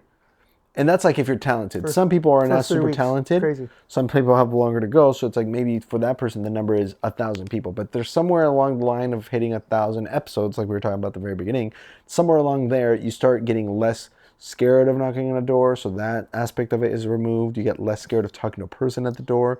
So that aspect is removed. Get better at handling objections. You get better at handling action. You get better at going on tangents in your sit down. Saying the right words. You get better at like showing the books. And so slowly from all the reps, the things that you're scared of at the first door are gone, and there's next level of things you got to take care of. But you can't get to that until you've done it a shit ton of times. You've earned it. Nobody's gonna go out in their first week and hit 1,000 units unless they get like super lucky and like some mom buys 17 sets, and then I'm talking about like fun. Yeah, but I'm talking about like that's never happened. Nobody's hit more in their first week of the first summer ever, and if that ever happens, that'd be insane. Yeah. But that would be something where it's like someone prepped them from like a long time ago, or they used to be in door to door some other place. Maybe. Yeah, it's like maybe. But it's like if it's like you've never done door to door and you're a freshman in college and this is your first introduction to Southwestern, it's not happening. You're not hitting more in your first week. So shut up. Go hit, get your 30 demos. Go hit 500 units in a week, and then we can talk about how you can improve. Until you do that, do what they tell you. Period. Absolutely. That being said, that's what I'm saying. If I either had more time, or had more a populated area, or something like that, like I would have definitely hit much bigger numbers, because that's what I mean by I was selling to everybody. Like I would have 5 customers in a day sometimes, and it was the last 5 people I saw. Period. It was rare that I would get into a door that didn't buy, but it was because it was rare that I would get into a door, period, because I would just be now seeing people. I had days where I had like 18, 15 demos. I think it's hard to say, because like my first 2 and part of my third summer, I was selling populated areas and I wasn't doing well. And obviously I can't say this is the reason, but I think part of it, just coincidentally, and in my third summer and my fourth summer, I sold country, and that's when I popped off. And obviously it wasn't just that. I'm not saying you're going to sell more books in country, but right. I think it was a combination. So I mean, if I were to go out and sell, and they were like, hey, what turf do you want for you personally to sell a lot of books? I don't mean state, but like type of turf, I would take, small town country. Oh yeah, all day. I will go to the small towns in Nebraska, your McCooks, your Holdridges, even Grand Island's too big. It's got 50,000 people. You want like your giant. You want your like 10,000. No, even like 5,000. 1,000. Right, but you want them close together because then you get spread out for the summer. I'm talking about like if you had a 5,000 people town, and like a good farm area in the outside. Yeah, gold. Cooking. Good. I mean that's cooking, and it's like middle income. Dude, You're cooking. Just I'm gonna say this quick because I don't want to get into this about my summers, but my last summer, I sold in I think 4 1,000 person towns. Beautiful. Yeah. And then my last town was a 5,000 person town. I was only there though for like a week, and just in that 1 week, I mean, crushing. Everyone knew me. Yeah. And I couldn't even scratch the 5,000 because like each 1,000 person town took me two and a half weeks. If you're working it right, it should be about anywhere from 1 to 2 weeks per 1,000 people, depending on how spread out they are. One thing, I don't claim to have gotten very good at many things selling books, but one thing I did get very good at was working tight. Yeah, if you're working it tight, it would I be, mean, it was it yeah. was it, it was about 2 weeks per 1,000 page Especially if town. you're doing it right, because you're really at that point you're really not getting all the demos. You're literally spending 30 minutes per sit down, but you're sitting down with everybody. Yeah, it's Yeah. not everyone, and Well, a lot of them are buying. and I mean, I'm not trying to say I would have beat Hannah. I guess I should clarify. I don't know that I would have or not. I'm just saying that I would have sold probably at least another 50% more than I did because. And the only reason I'm saying that is because the difference between when I sold 400 and 500 versus when I hit 650 or 6 whatever 30 and 700 were like the biggest weeks I Mm-hmm. had. The only thing that changed was the amount of people I was seeing a day because I was getting the way that they told me to work was obviously you start in the outside of a town and then you work your way in. But I worked like Wellsville was the biggest town I sold in, but like Whitesville was a tiny little town and it was the main strip of that town. That's when I hit 400 units, 450, and then that's also the end of that and the beginning of the next Wellsville town is when I hit 500. So like I was transitioning between the two towns. But I'm only saying that is because it was finally like I had been working the outskirts of Whitesville for a long time in all these little like 500 person towns in New York, and I finally got to Whitesville, which is I think about 1,000, and I that was the week that I got to the Six. main strip Yeah. of the town. So now it's like I have all these names, and it was the first like the closest I ever got to 30 demos a day was when I was hit at that point because I was like, oh, I got 27 demos today, 26 demos today, but I wasn't getting coached to get more demos by the person that was doing my PCs because I was hitting Keep doing what you're doing. 500 Like, units. So they were like, dude, whatever you're doing, do that. The only tweak I got that this was the only other thing that changed besides I was seeing more people, and this is also probably yeah, was I upped my packet size. So instead yeah, of showing 1 through 4, I was showing 1 through 5 or 6 if they had honor students or not. yeah. And so that was the first time when I hit 700. That was the biggest change. But like all of that to say, like I remember thinking like, oh my gosh, there were several like the Monday of the week I hit PC, I had 8 customers and hit 275 units, and I remember that was when I finished out the outskirts of Wellsville. Wait, real quick, because I was gonna ask about I think this day was that the day where you had like 8 calls and 8 customers for that much, or whatever Yeah, it was, yeah. and Because I spent the whole day and on the then main strip of Whitesville. on your stat call, instead of being like, "Why don't you get their demos?" he was like, "Do it again," Yeah, yeah. That's exactly right. which is the correct coaching for that, Yeah, because what happened is I remember going. I did my stats. Oh, that was a weird. I'll never forget this day. This is a crazy day. dude. The day your Same best day of the thing for book my field best in day. units is wild, man. So weird. You're just like, what happened today? And like, So weird. this is why I say Like I don't know that I could have beat Hannah what was because some of different? it was luck. What was Nothing. different about this day? I mean, people were home. I don't know if it was because it was a Dude. maybe it was like a weird holiday where It's everybody's so off. Like, weird. for example, for me in the country where I was working, it was low income, which people are like, that's an excuse. No, no, no. Low income's fine. You just have more customers. What that means is both parents work because so like your first 3 goal periods of the day, it's just getting pre-approach. I mean, if I had 6 demos by noon, that would be. And people are like, try to get 5 demos a goal period. I'm like, how? Nobody's home. Nobody's home. It's just grandparents, and I'm not going to count that. Like, I was pretty a good stick. I mean, this is helpful for me and ultimately a good thing. But I was pretty picky about what I actually called a demo As you should be. because people call demos, and I'm like, that wasn't a demo. No. So I was really like, I had to show 2 sections of the book. I was really coachable in that. So maybe it would have been 15 demos to somebody else by noon. But for me, it was like there were 6 people that could have bought the books that were not grandparents, that's specific, that I actually showed the books to, that I tried to trial close or sit down again, and then they said no. Those were 6 people. So like if I had 6 people by noon, I would be, I'm like, I remember thinking like, there was a thing in my head where I'm like, if I have 10 people by noon, because that means I usually have 2 sit downs and maybe I'd have 1 customer. Soaring. So on this day when I had 8 customers, by noon, I had 3 sit downs, 3 customers. And I was spending the time with them because That's a good feeling. Yeah, and I was spending my time with them because it was like some of those sit downs were like an hour and a half. One of them was an hour and a half because it was the bag. I had sold the bag. So the first sit down I had was 7:45. I sat down with this lady. She's a nurse. She had to get to work by 9, so 7:45. So it's actually good I showed up early. She bought the 1 through 3, and I was like, let's go. And then I went to the next house. Nobody's home. Next house, nobody's home. Next house, nobody's home. And I remember going, I remember this lady. And the cars are there finally. For whatever fucking reason, it was her day off. And I Of course it get was. there, knock on the door. It was a modern daughter. They have daughters. It was a mixture of like 3 generations. Together, they bought the bag. But I spent an hour and a half because they were trying to figure. It was like whatever. They were trying to figure out what to buy. Let me ask you, because I only sold one bag my career, and I don't know I mean, it just felt different when I sat down. It's almost like I knew.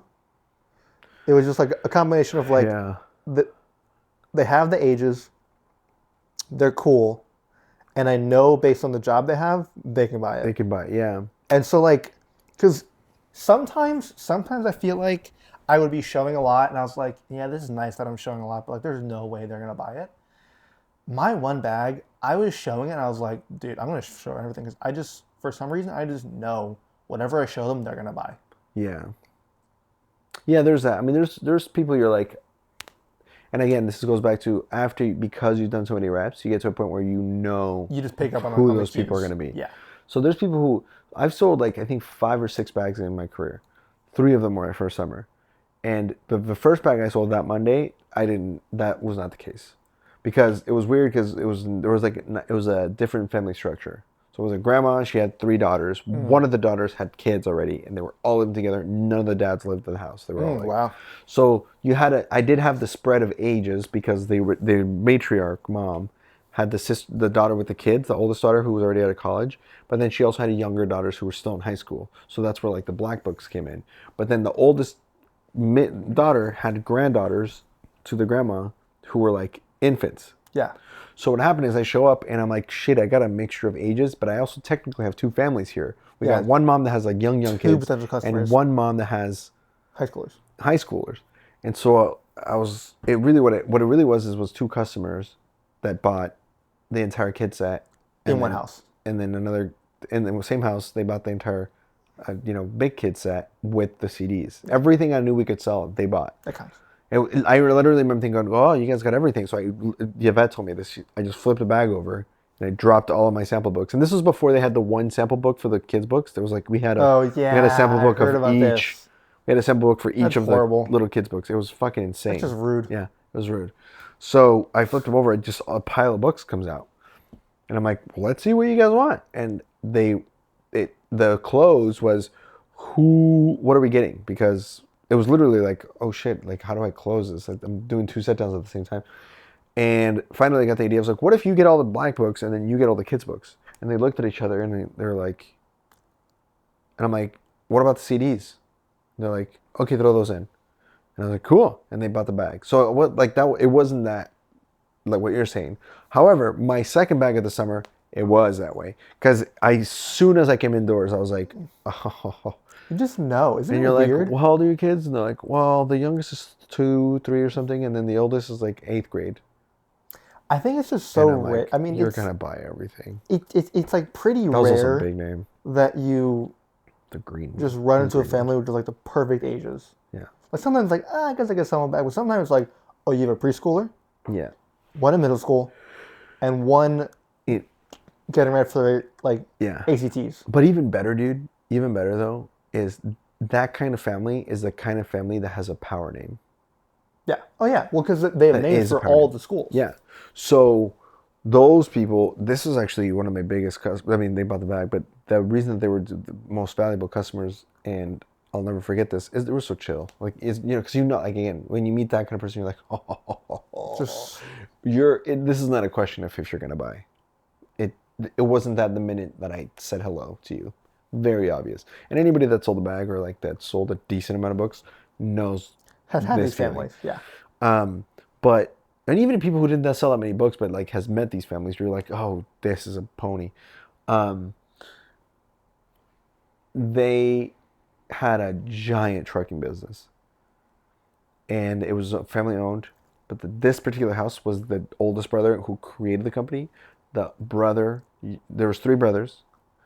The other brother managed the logging operation that they then created because of the investment, and then the youngest brother was kind of like the marketing person for all of them. So everybody knew these 3 brothers. It was like, and this is small Greenwood, New York. And it was like I think it was Greenwood, Greenville, Green something. And I knew I was talking to everybody had mentioned them. So by the time I got there, I knew I was talking to the older sibling, and it was like, dude, you are the people that I've been looking for, and they bought everything. I was like, even if you get a cookbook, I need to get your name on my sheet. But the fact that they bought everything was like, That's a good. and I told him, I was like, do you That's a good mind? ad. I told him then, I knew, I was like, listen, just so you know how I was mentioning so and so's name. Yeah, I'm gonna be using you guys' name all summer. Just know that.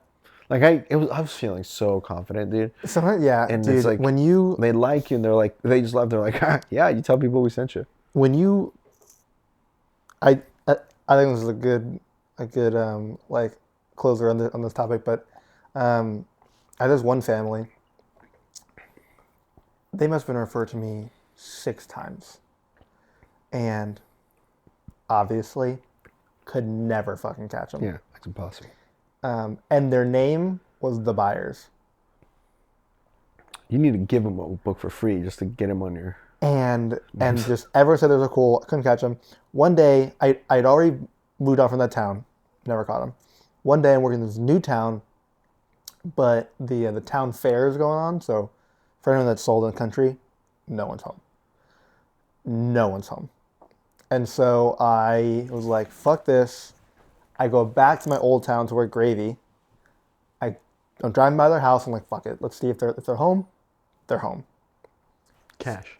Sit down with the mom on the porch. Kids inside. Dad not home. Kids didn't come out. Dad wasn't home. You just know. Buys the platinum, Yeah. which is whatever, like $1,400 worth of books. And it's just like the feeling of a family that you really want to buy buying is otherworldly. It's just simple. Yeah. Yeah. That's right. So I guess what did in brief, the rest of that summer look like and those other summers? Yeah. No, I mean, it was crazy. I got asked to come back in the 5th week. I was the first person. I hit the pace setter. It was the best and worst thing that happened to me, I think, in my life, maybe. I got too cocky. Wow. It was too much. I didn't know how to handle. I think one of the things they don't teach you really well in Southwestern, despite what you might think, is how to handle when you do well. Because I agree with that for sure. They coach you on how to do well, but then they don't coach you on how to cope with the attention, the love, the admiration, the recognition that you inevitably get. Because, and again, I wasn't top first year, but it was like, I wasn't number one first year, but people knew who I was. Yeah. Chris Salata came talking to me. I remember I talked to another podcast about how that was a big deal to me because he was like the GOAT at the time, you know? Yeah. So nobody taught me. It's like, hey, you did well. Here's how to handle humility. And it's weird because they almost like, I mean, at least if you're doing like not well, they know how to coach you on how to be not doing well. Like, don't compare yourself. Yeah. You know, the emotional management get better. of doing shitty. But both before and after, yeah, they don't teach you anything about if you're like famous. Yeah. Which is funny.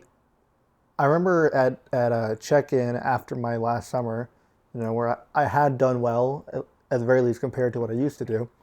And it felt like almost every person I saw was like, hey, heard about your summer, great summer. But like almost like I was like famous for it because I like went like had such a big jump. And I literally said to Emma Burnett, I was like, I'm honestly kind of glad I had the shitty summers to like kind of get my ego in check before having a great summer and getting attention for it. Because I think the maturity and cognizance I had allowed me to like not get a big head from that. Yeah. Where I think if I had all that attachment after my first summer, oh my God. It was not good for me. And I talked about this in another episode, but people might not go listen to it, so I'll just say it here. But, again, going into the summer, I stood up and everybody in the auditorium was standing with me. But this time, those same people in the auditorium, first of all, not most of them, a good chunk of them weren't even there anymore. They quit. And then of the rest of them, 8 others could stay standing out of 1,200, right? And of those, even though those 8 others, nobody knew who they were because they hadn't hit the pace setter. There was a point where I was the number one. I was going, And then I just had a really shitty finish. I didn't like finish it strong. New turf, whatever you want to, weak-minded for closing, whatever. I'll own it, whatever. My best weeks in the summer were definitely in the middle. Honestly, it was mom and dad's week that were my best, and I think that there was more emotional attachment due to Always. the history of my life from Always. my parents Yeah. because of that. Well, like I think if mom and dad's week were at the end of the summer, I would have hit Guts Club. Maybe. Who knows? But I would like to think so because that was when I was the most emotionally driven to do it for my parents.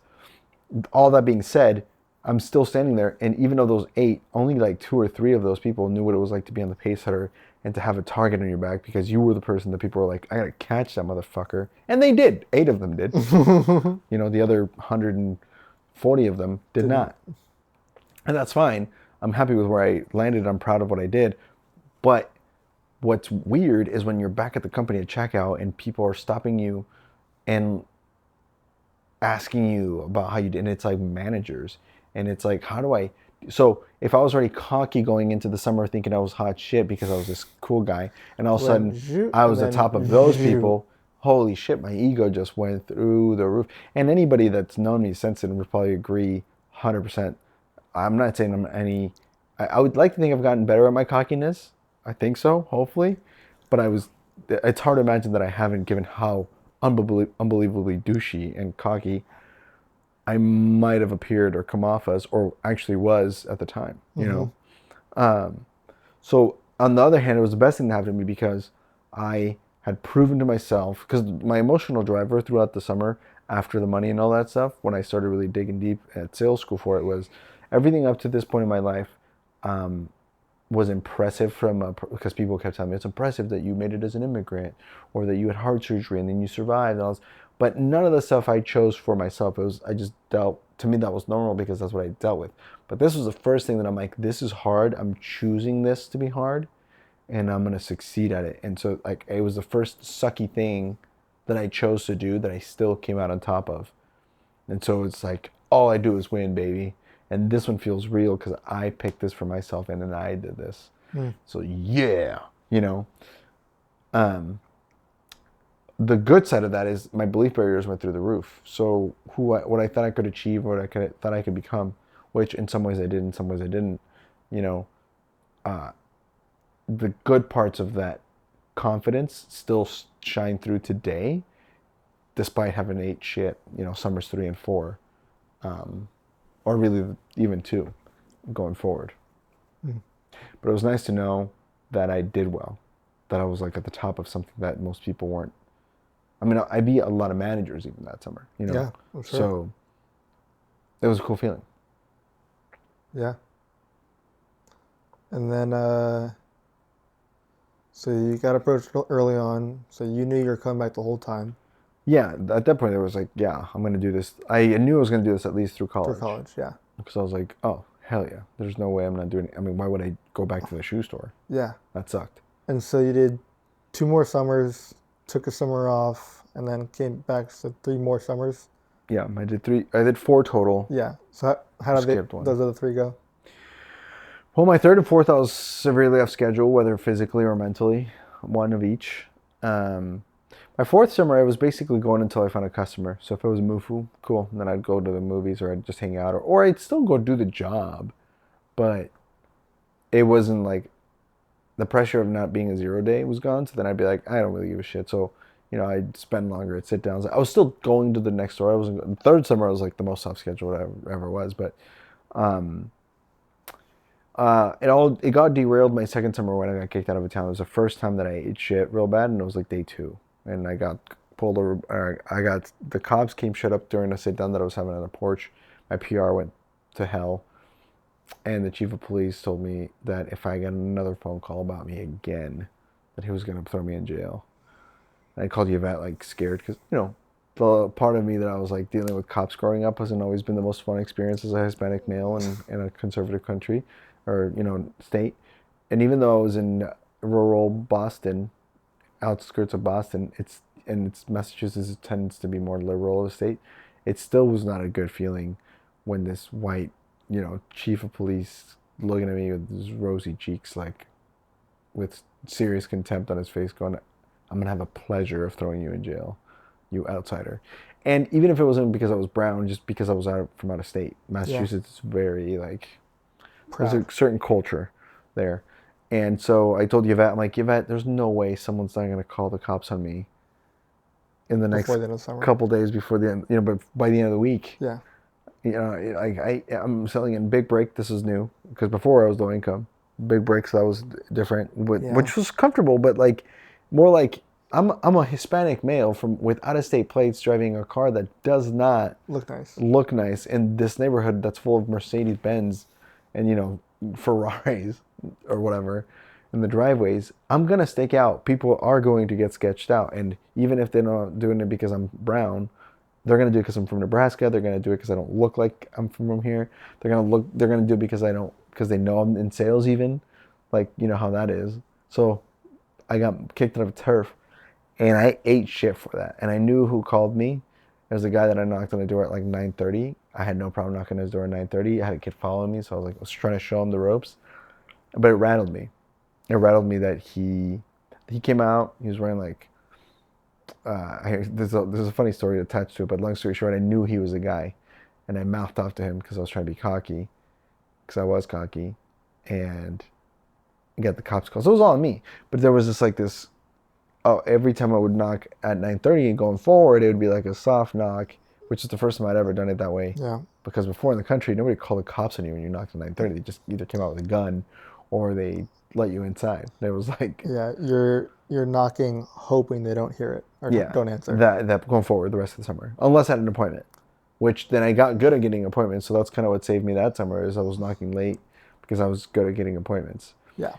I should have not come back after that. I mean, I hit PC. That was I tried it a whole different way because I was selling big breaks. So then I approached differently where I did it by a shopping cart. That's on my PC again. And it was, I've told this story before, but there was like, when I checked into the town, tiny little town, I checked into the town and the lady at the town clerk, she was like, there's 45 households that have families, that have kids. And I sold to 42 of them by the end of the week. Yeah. And I was like, It's a great story. crushed it. Yeah. Like I destroyed this town. So it was cool. And that's when I did the lift bet with the dad that bought the books. Like you've heard that story, but like I had never done it before. Before I had package sizes. Everybody's getting 1 through 4, 1 through 6. Here it was like whatever you want to shop, Mrs. Jones. I found out that there was a different way to sell the books, and I learned a lot about it. The skills I went up on. My mentality did not go up on, and I ate shit. So then my third summer, way off schedule. There was a lot of other new things about it. Didn't find an HQ until week 5, so I was literally staying with a new family every 2 to 3 days, and they were all customers. Jeez. For fucking until week 5. Monday of week 5 was the first time I left the HQ with a permanent HQ, and I had to get transferred to a different part of town or of the state because the girls that were at that there was a first year HQ and they all quit. Yeah. And there were girls, and so they took us in. That was Lisa Christensen, great. And to be fair, I was way off schedule that summer, but I also that was the hardest summer I ever had. The first summer I had car problems. It was the first summer that I was involved with somebody romantically. And then we had who sold books, and she was selling, and it went sour in the middle of the summer. So I was kind of dealing with like a breakup / kind of not a breakup. It was like weird. Yeah. And then it was also the first summer that I didn't have an HQ so that was like it's Yeah. nobody's gonna sell 10,000 units when they don't find their HQ at week 5. Yeah. No, let alone that's just Yeah. shit. And then there was also and again, people are gonna be like, those are excuses, but I mean, I'm just saying maybe they are, but just to me at the time, that was the first time I had to do like it all hit the fan at the same time. My first summer, not a single car problem. Till the end of the deliveries, my brakes went out. My fucking HQ lady, Rita, was like, you can just borrow my brand new 2012 truck, which at the time was brand new. Yeah. And I took her truck to deliver, and it was during the mountains. I mean, a truck to deliver when you sold in a car the rest of the summer? Dream. It's just the best thing that could happen. Yeah. So even my car troubles ended up like, luckily, right? No, but this was like, no, my starter went out. It was like $1,200 or whatever. Some other stuff went out to fix. Like my key knob broke, and that's like another $300 to fix. I had to get towed back to the HQ. Like a bunch of shit went wrong. Plus, I was off schedule, so of course I went from 3,500 my second summer to like 700. Actually, to be full transparent, I don't even know how much it was, and if it was more than 1,000 units that I sold that summer, it would have been impressive. Yeah. given how much off schedule and other shit on top. I got first time I spent a night in the hospital that summer, like shit like that, where it's like this has never happened to me, and on top of that, I already have a shitty attitude, so it's like all spiraling down. Yeah. My parents were finally finalizing their divorce, and it was like it was just like when I called home that summer, and it was my mom on the phone going, "Hey, I'm done with the checkout. I owe the company $1,000. I'm going home." And she's like, "Don't go to the house because your dad and I just sold it because we're divorced now." And I knew that was coming. So like all this stuff, like it was like the craziest, shittiest year of my life, pretty much, or 3 years really of my life. All like everything just hit all at once. When it rains, it pours. And you're like, oh, okay. But I needed that because I said my ego, something needed to give for my ego to just like really touch grass again. And so I'm glad that those years happened. I'm proud to say I was off schedule. I mean, it sounds crazy to any book person here maybe, but I am proud because those are all experiences that I needed to have to become who I was today. And I'm proud of who I am today. So good. I'm proud that I was off schedule. I'm proud that I learned that lesson. And honestly, my fourth summer, I was still selling platies when I wanted to. So like, I shouldn't have come back after my second, and I definitely shouldn't have come back after my third. Mark Rao talked me into it. That's a whole story that I might be for Bizzler because I might end up talking shit about some people. Um, and so I shouldn't have come back, but I was there. But it was good. Some days I'd be like, let's just see if I still got it, and I would just go 140 units and then 0, 0, 0, 0, 0. But it was just like, yeah, I still got it. I can still do this if I wanted to. If I still know what it's like to sit down with a pony. I don't want to. And then after that summer, I was like, very early into the first week of that summer, I was like, First week. yeah, because again, that was another one where we didn't have an HQ until like week 3 in that case. I had first years who were having the 2 first years that were staying with me. Both were really off schedule, and they were both like PR issues. So we had to move. Yeah, I actually recruited the #1 kid of Lincoln from Nebraska, from the force, that summer myself. So like I still was doing relatively okay. Yeah. But relative to me, like garbage. So that was it. And then I stopped selling books. Did insurance for a couple of years, did solar for a year and a half. And then we were back to the pandy. And Ponytails was born. And thus now I am doing podcast consulting. So if you have a business and you want a podcast, we'll produce it for you. And we're damn good at it. And we are sponsored by him.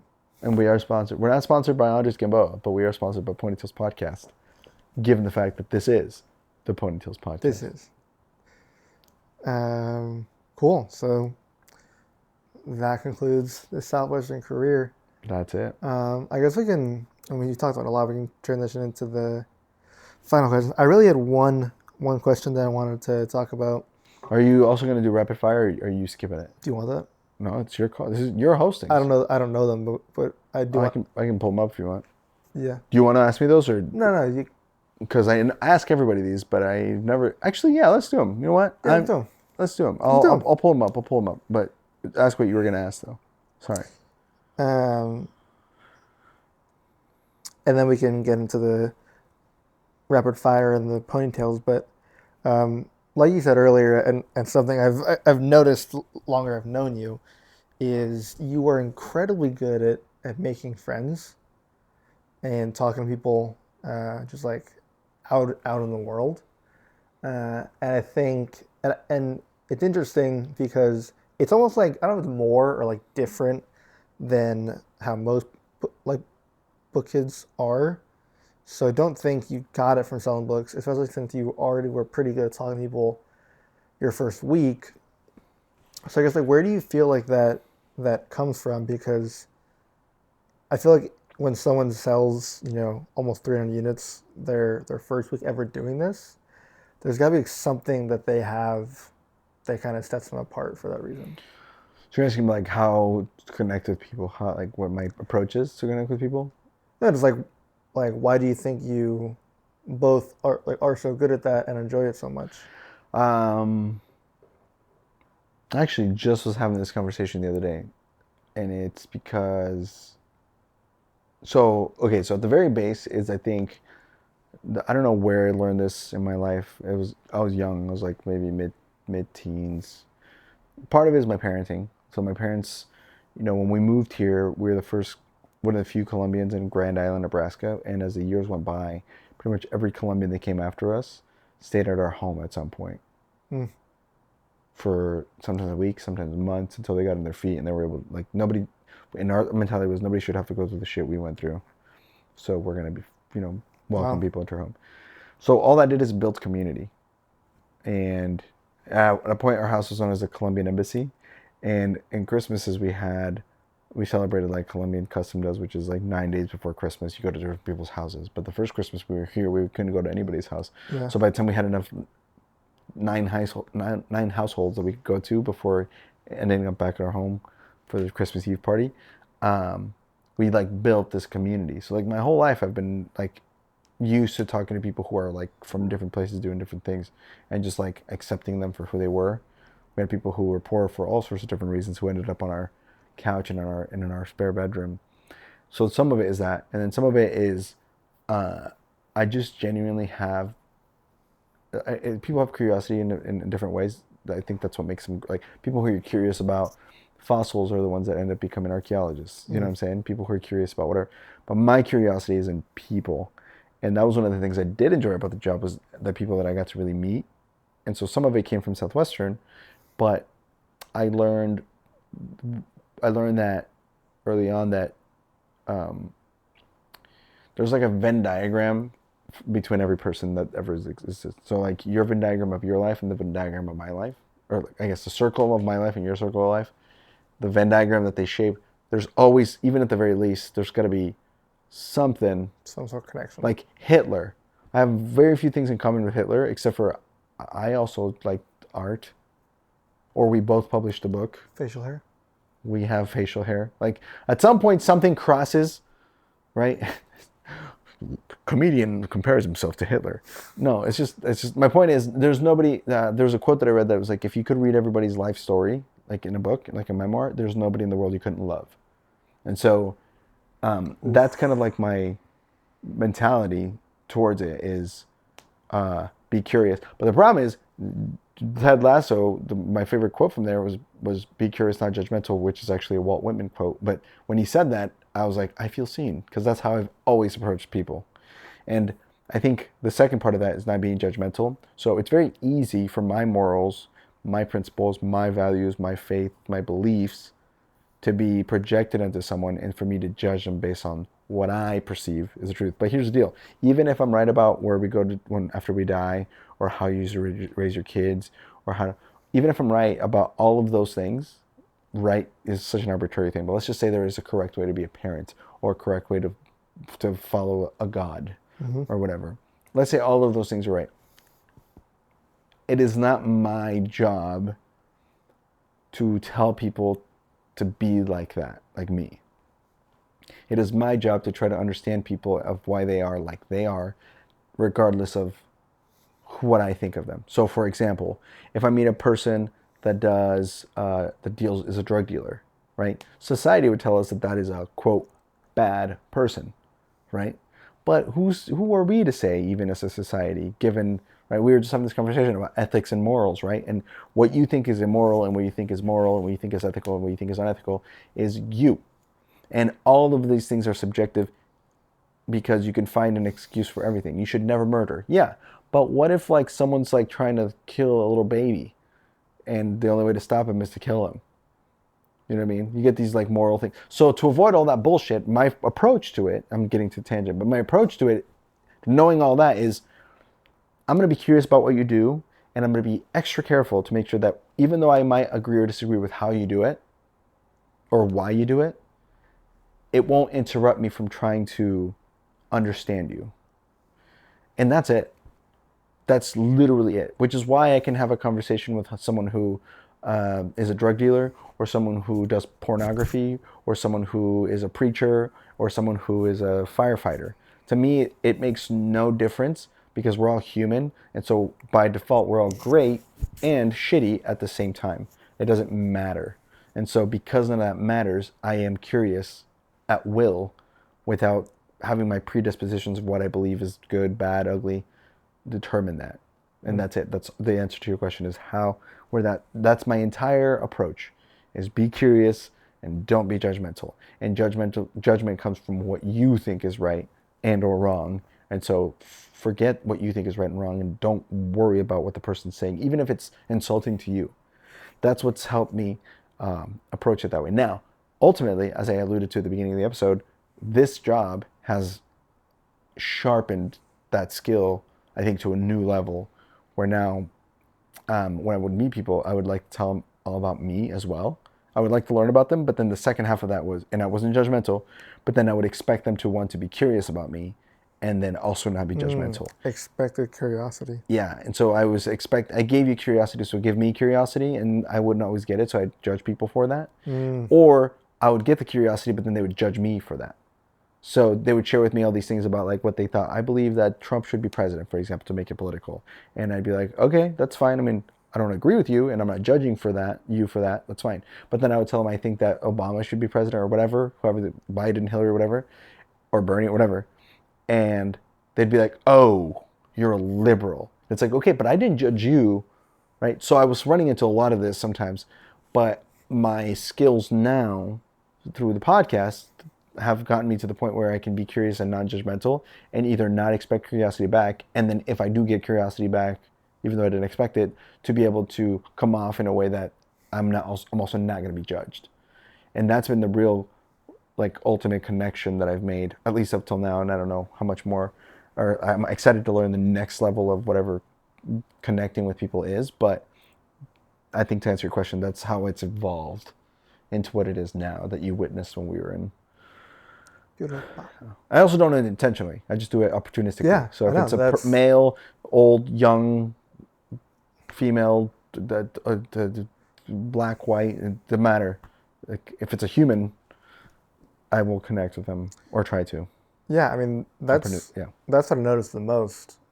Is like it's like it's not like you were trying. It was like just natural. It's like you're like breathing. Yeah, it is now. Like. Now. It is now. It was. There was a point where I was trying to. Of course, not always. Yeah. But it's fun now. It's like really enjoyable now. Every time I meet a new person, I'm like, I'm gonna get some deep shit, and it's not even a challenge anymore. It used to be another thing where I do it as a challenge. Now it's more like I'm gonna do it just because I need that connection with a person. Yeah, it makes me feel. Back to the happiness to bring it all first of all. It makes me feel satisfied. It makes me feel complete and fulfilled and full of joy, just because I imagine it's what it's like when people who are good at a sport or something, like when they hit the home run or where they drain the basket. It's like, oh, this must be what it feels like. Yeah. I know that because it's what it feels like when I do stand up. Yeah. Also, yeah. Or to the analogy, which is like when it's going to the gym. When I said connecting with people. It's like, this must be what Seth feels like when he takes off his shirt. It's like, yeah, I did this.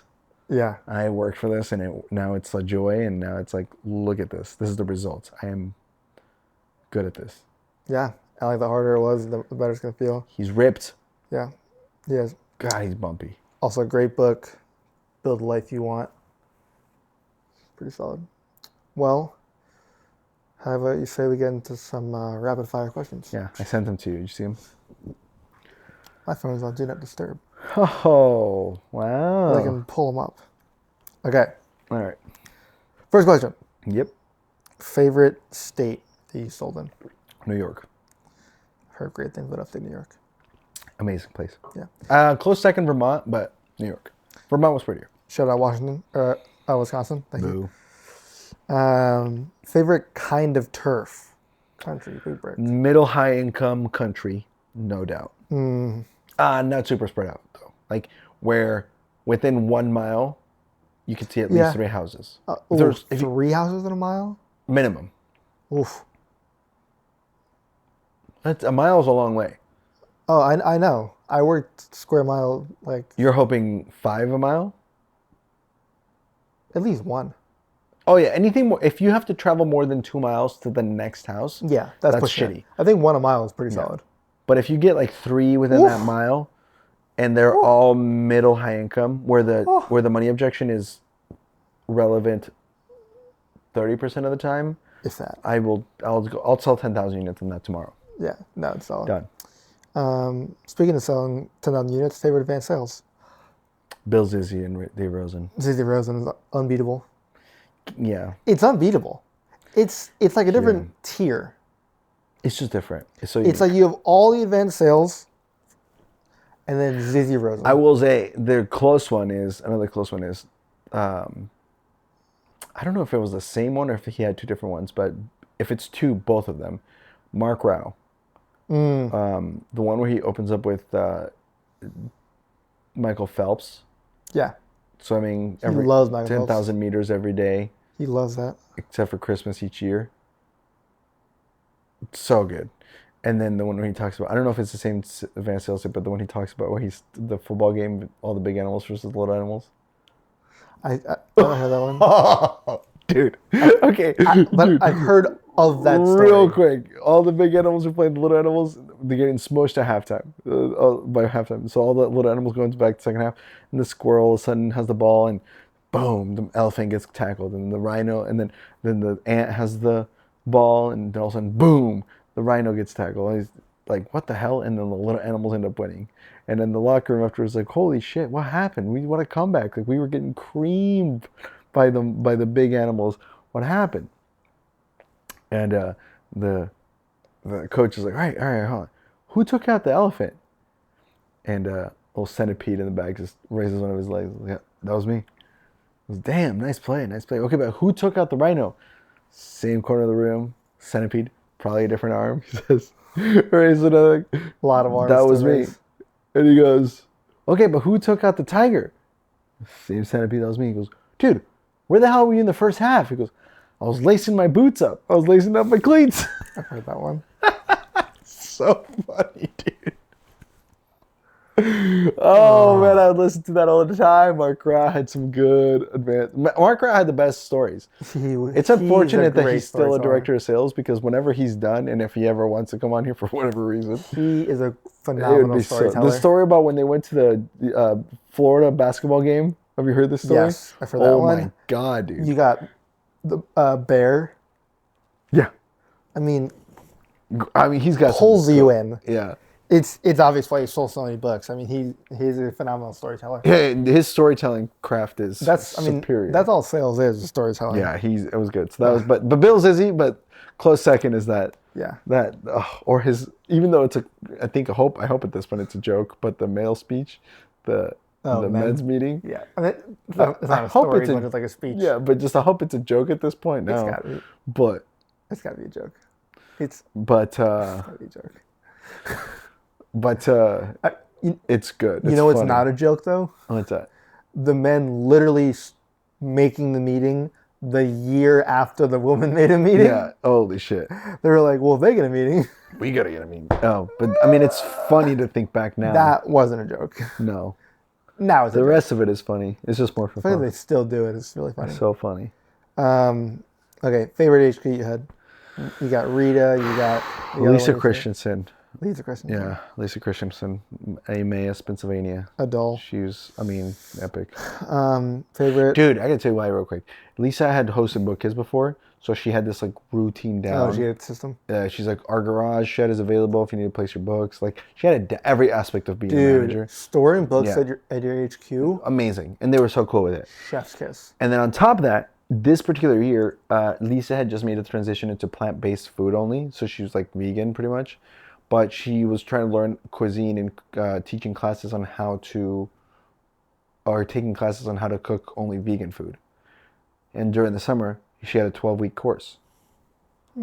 So often, she would make too much food, and we'd come home and be like, "Oh, I made this like fondue, vegan fondue. Do you guys want some?" When we're like, "Not too much food." And she nailed it every time. Nailed it every time. And we still keep in touch. She's great, Lisa. You're probably hopefully you listen to this, Lisa. You are a rock star. She was great. When I was sick and I lost like 15 pounds after I was at the hospital, Mm-hmm. she was like taking care of me. It was an angel. And Neil's husband. That was like my third summer HQ. Just like, yeah, just angel among us. Just amazing. Yeah, I mean, these are people you're like, wow, yeah. just humanity. Favorite place you had brekkie? Billy's Shoes, my first summer. Billy's Shoes shop. Close second was my second summer, the breakfast spot I have with Danny. But biggest pancakes you ever seen.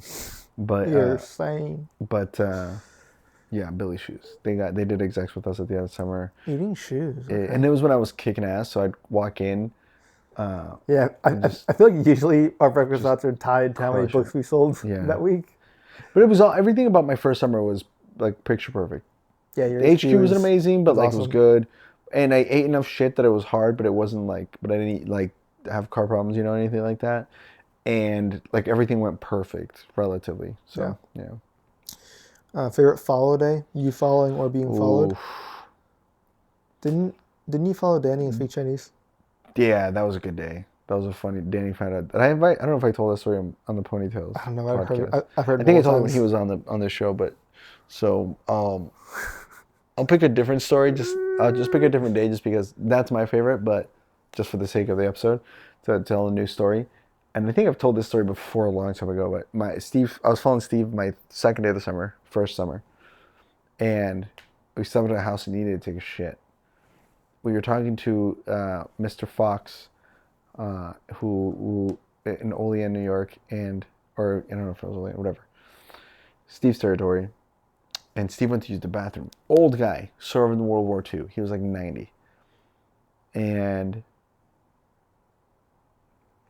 all of a sudden, Steve's in the bathroom. So I'm like, oh, how old's your house? Like, talking to 10 minutes go by. And I'm like, Steve's like Oh yeah. very by the book.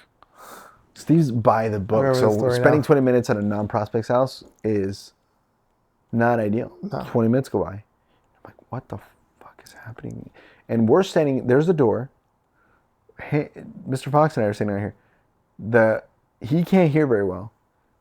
The toilet's flushed at least 4 or 5 times since we've been in the house.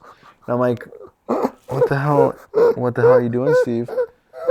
I'm trying to come up with things to say to this old man that I have no way of connecting with, because we have very little in common. He's a 92-year-old white man who served in World War II. I'm a brown college kid from Nebraska. Yeah, not a lot of overlap there on Nothing. on the Venn That Venn diagrams. diagram is approaching Adolf Yeah. thinness. And finally, Steve comes out. He's like, Mr. Fox, nice to meet you. Thank you so much. We're going to go to the next. I'm like thinking, Steve's getting out of here quick because we wasted a bunch of time. He must have taken a big shit. And we drive down the road. He goes, we got to get out of here now. We're going to go to a different town. And I'm like, what happened? He goes, dude, I clogged that guy's toilet and I tried 7 different ways to try to unclog it. It's still clogged and my shit is just bubbling at the very top of the bowl. We got to go before he gets mad. And I was like, what the oh, what a good day.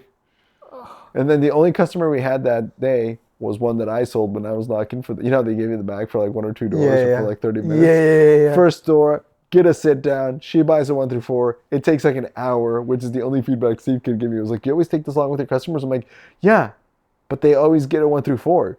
He goes, okay, just try to cut it down to like 30 minutes. I'm like, okay, I'll do my best, man, but that's the best I can do it. But that was the only customer we had. Her name was Cindy. Cindy. What a good holiday. Love that. Yeah. My best day was a follow day, which is fun. It's fun. Yeah. I watched Phil Zolke sell to a cop my first summer. Oh, I would have loved And I was like, you bastard. This is obviously very different, but just kind of random. I sold books to a cop while she was on patrol Wow. in virtual sales my second summer. Yeah. Hell yeah. That was the whole thing. I didn't follow that many people my first summer. I followed a lot my first summer. My second summer I followed once. And then I was followed so much my last summer. Yeah. I mean, when you're crushing it, you get followed. Well, it was also because I was the only non-B in the org, other than our Yeah. org leader. I actually mentally, I was trying to cope and with being off schedule. it was So a 6-boy HQ. Sorry. yeah, no, you're good. Yeah. So of course you're gonna get followed a Exactly. lot. One a week, one a day, almost pretty much Oh, for each kid. it was almost. It wasn't until like late in my second week of that summer that I was just working alone. I preferred follow days, I like and holidays, but I dude, I'm asked for telling them. you, I asked for them because I wouldn't be off schedule. that is smart. Because if I had my rule was if I was with somebody, I would work the whole day. Yeah, of course. I yeah, I mean, I love a good holiday. Such as a fun person, but dude, when you're almost 2 weeks in, sometimes you just need your you time. You know, I like don't know what that's like. like I just I needed to like breathe. I needed to feel just like go and do whatever I want. Like, and I told Emma, I was like, hey, you can put whoever behind me. I'm not gonna get 30 devils in front of them. I'm gonna sell a lot of books, and I was very firm on that. And so You gotta be. I would just like count them. They'd be less than 30 demos, and then I'd be like, Emma, do you want me to? Because we would send our stats to the first year, so he could send the stats for his day or their day. So I'm like, do you want me to text him what I actually got, or just a random number of 30? And I would just text him like 31, 32. So that way you could tell them, or they could feel like you got 31, Yeah, but you didn't. because Emma didn't want them to know that. Yeah. But Or I any mean, org leader. Mark Rouse said it best. Any org You leader were don't want 14 them to know. hours, you saw 100 units, or you get 30 demos. You get 2 of those 3, you get to go home. Yeah, fair. So if you were selling a lot of books and working a lot of hours, nobody's mad at you. You didn't get 30. I have a comment about that, but I don't really want to get into it. Okay. Um, That's fine. fave off schedule story. Oh, shit. I mean, I went horseback riding. Also, let's make this more rapid. We've been doing like Yeah. I mean, these are never rapid. unrapid.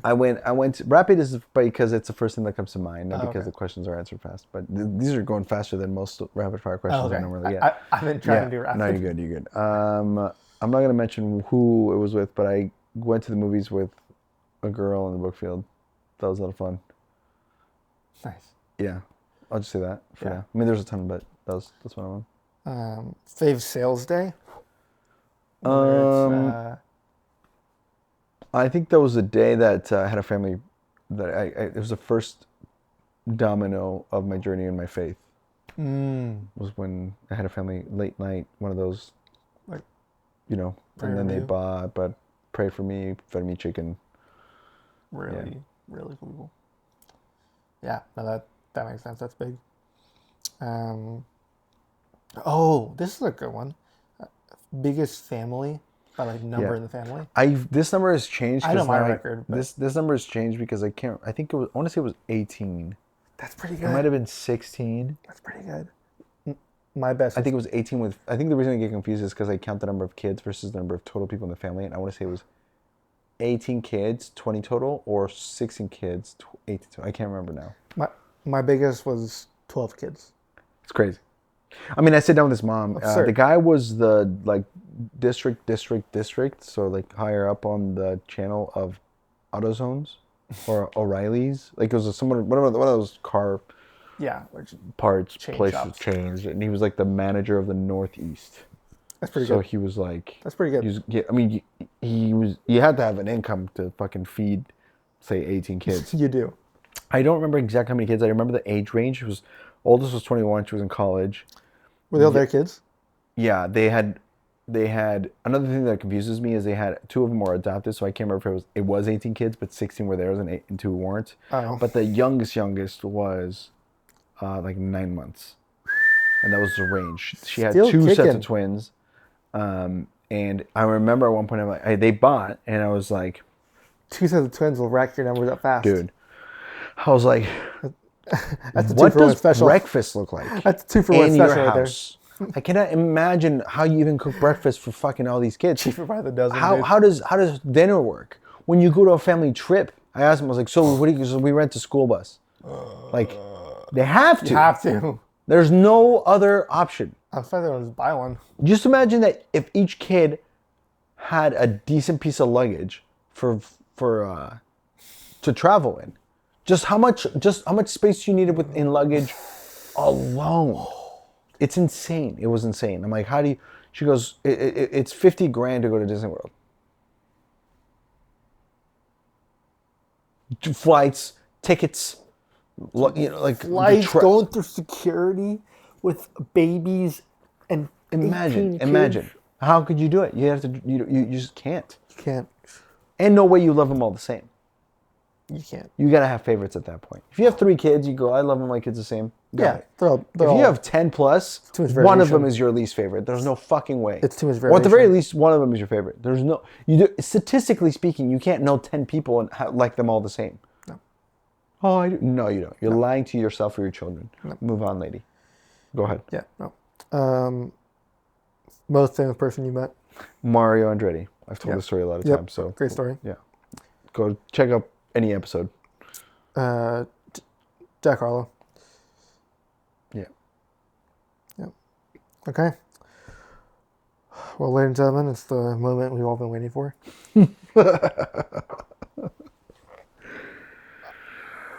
Oh, man. Andres Gamboa What story? Barrera. What story do I tell? Barrera.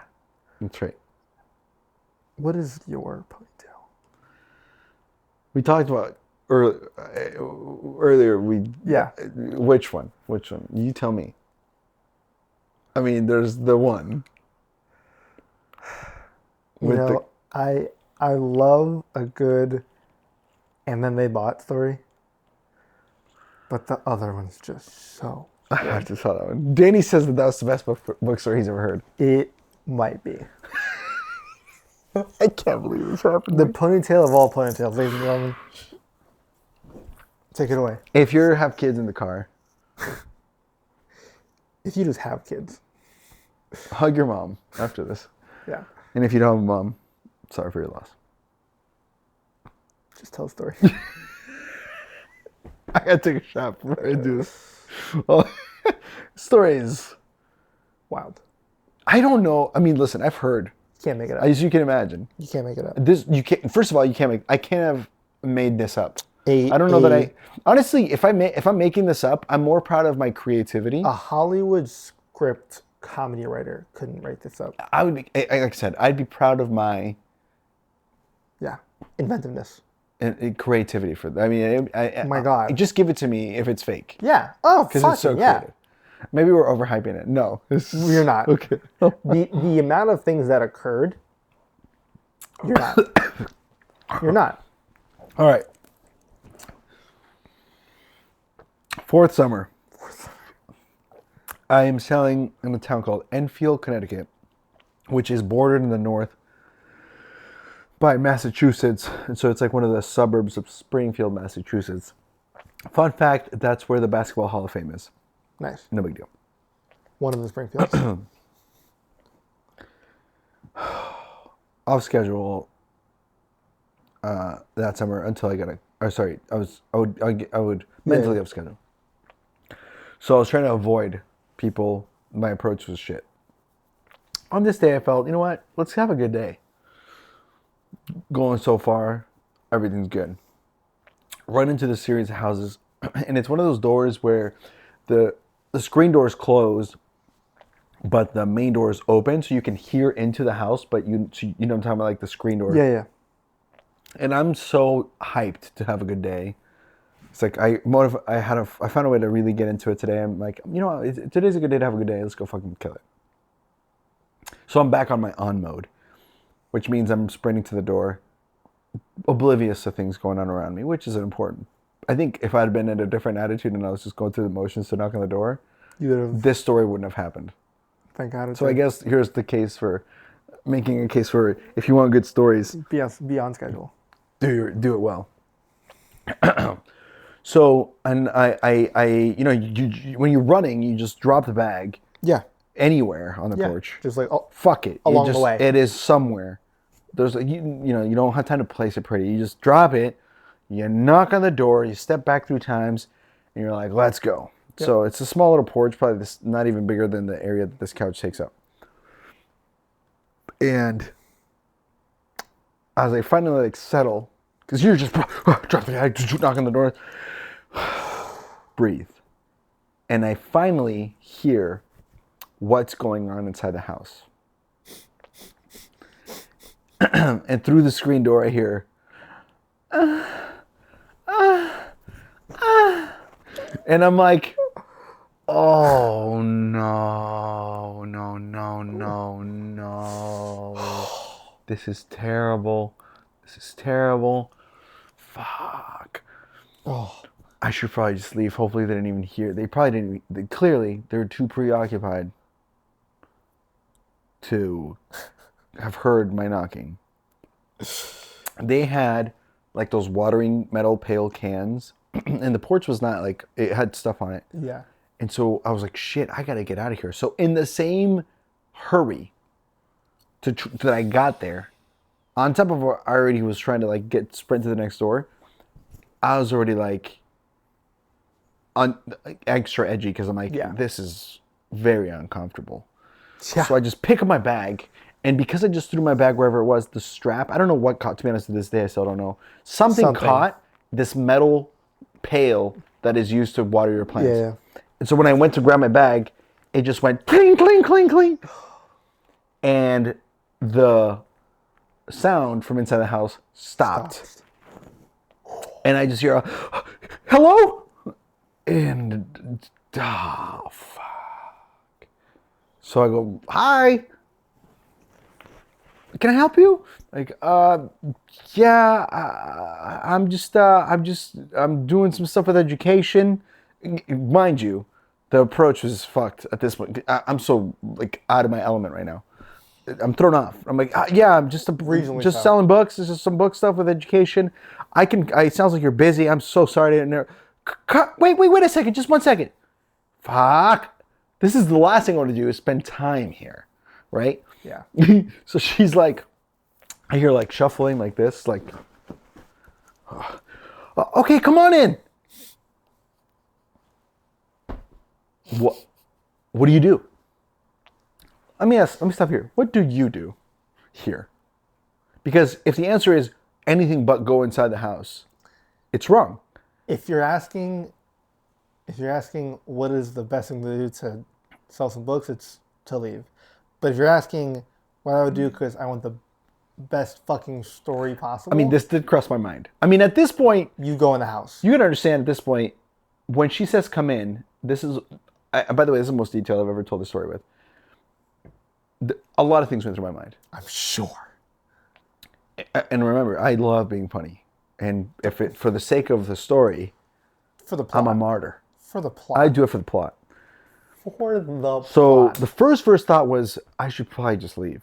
Because half of me was going, she might think I was creeping on whatever was happening inside that house. So I'm like, I should probably just go.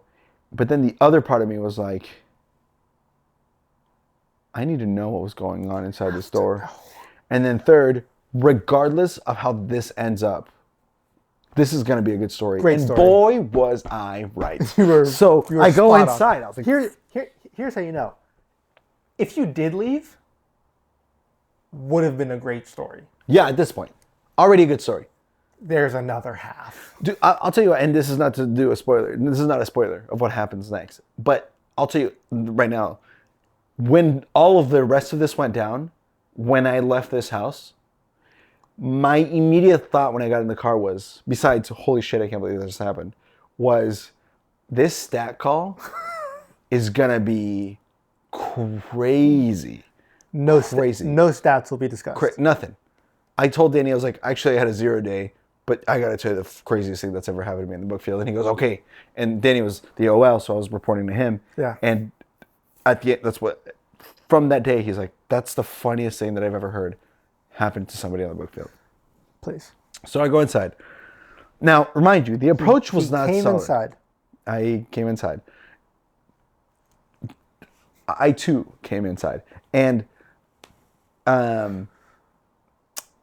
the scene, let me just paint the picture. So it's a small house. This is not a big house.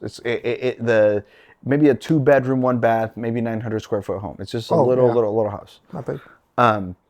And so that being said, there was a the furniture was this fluffy, really gushy. It like this couch is like a minimalist couch kind of. This was like one of those where it's like you sink into it, like a giant fluffy set of couches.